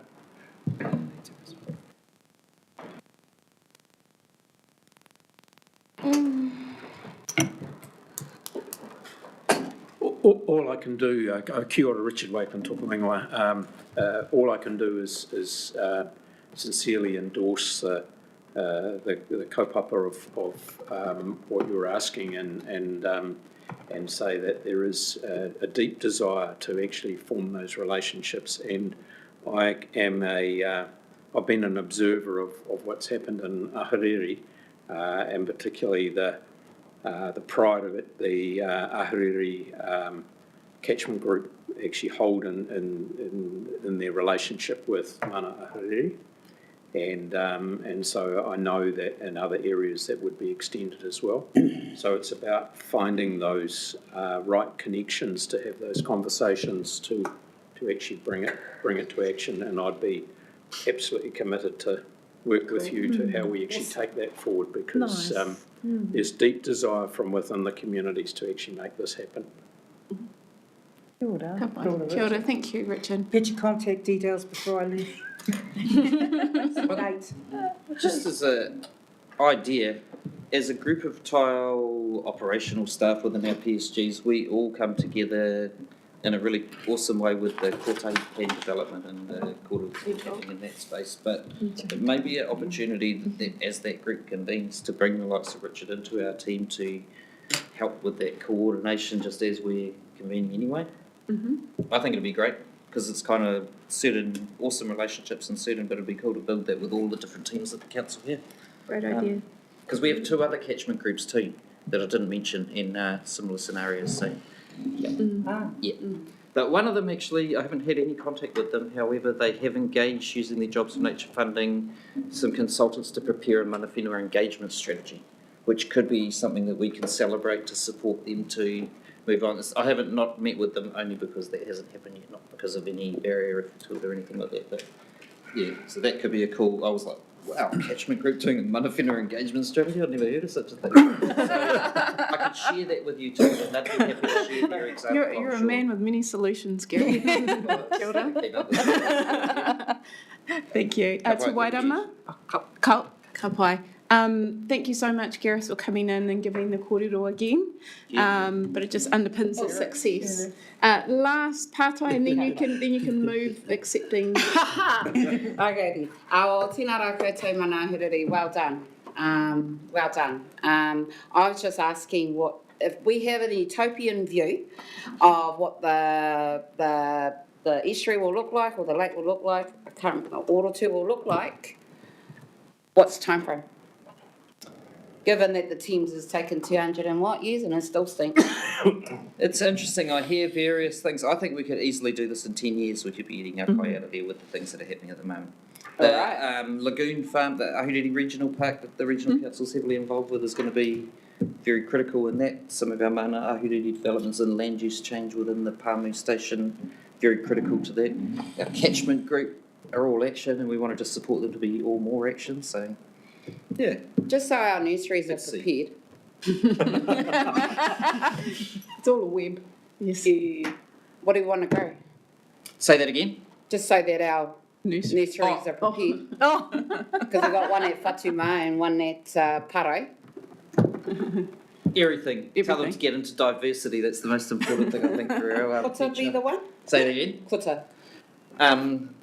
Muscle, like for growing, as in wetland restoration side of things. Breathing underwater. Everything. Yeah. Kia ora. Look, I'll go to Mike, who's going to second.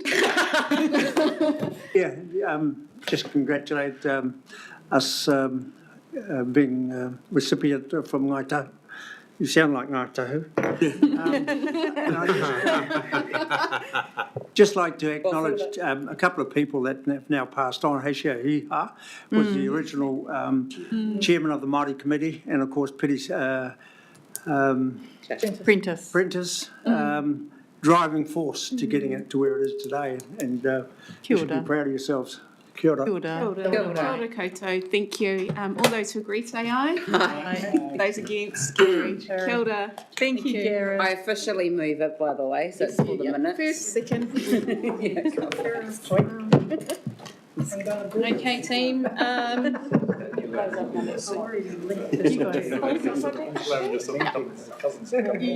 right, we are up to item 9.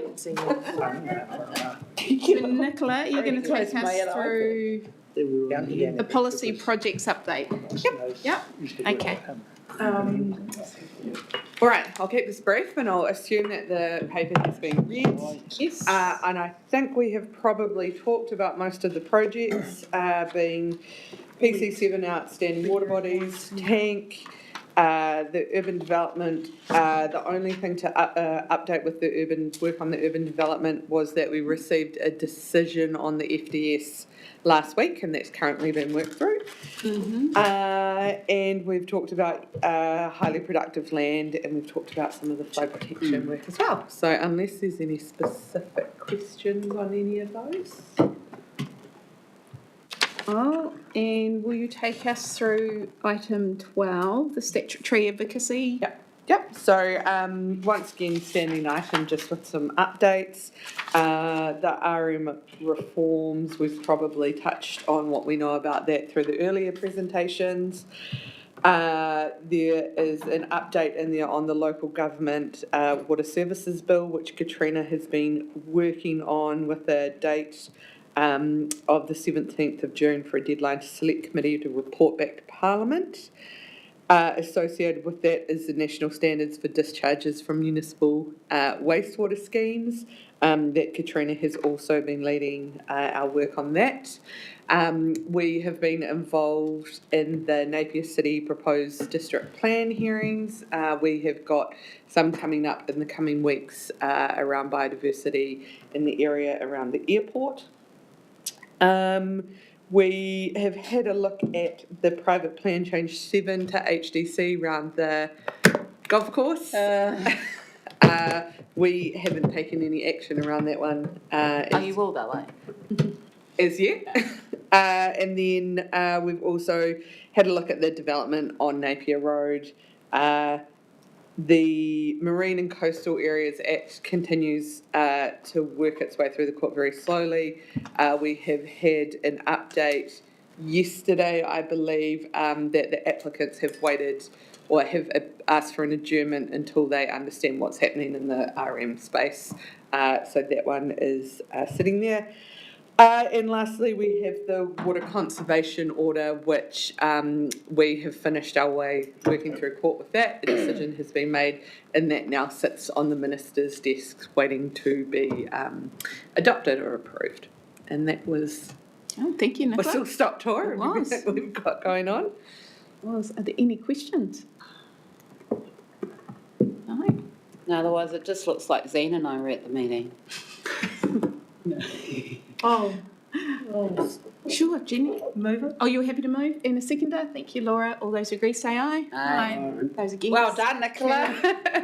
I'd just on like to time. acknowledge, that was both papers. I'd just like to acknowledge, Nicola, one-third duration of being here, but also a lot of the work behind the scenes, you can see that, in a really chaotic space. So trying to make it clear for us, which is still chaotic, but hey, we're recognising your mahi. Thank you, Jenny. We try our best. I've just got one. Yeah. Kia ora, Tanya. Kia ora. Before we close, just, big acknowledgement to all the staff, Katrina, you and your team, Te Wairama and your team, and everyone else, Nicola, like a yo-yo popping up and down. So we really do acknowledge the mahi that goes in behind the scenes, and quite often we don't say it enough. So Nick, to you and your team, thank you very much. Seems hard, mate, not mine. Yeah, I know it's probably not always great, but in these challenging times, but thank you. Also, just a thank you to Nick. I'm going to hand over to Teresa. Kia ora, Teresa. Yes, I'd like to thank you, Nick, for letting us put our kaupapa across the table, kōrero on the category 3. It's been really hard to get that across the table, but we managed to at our last hui, and just want to acknowledge and thank you for that. And we're looking forward to the outcome of that independent on Monday. Kia ora. Kia ora, thank you. Māori, if you're not the tail, we're happy today. Okay, kapai team, thank you for your contributions today. It's been great kōrero, great presentations. And on that, please travel home safely.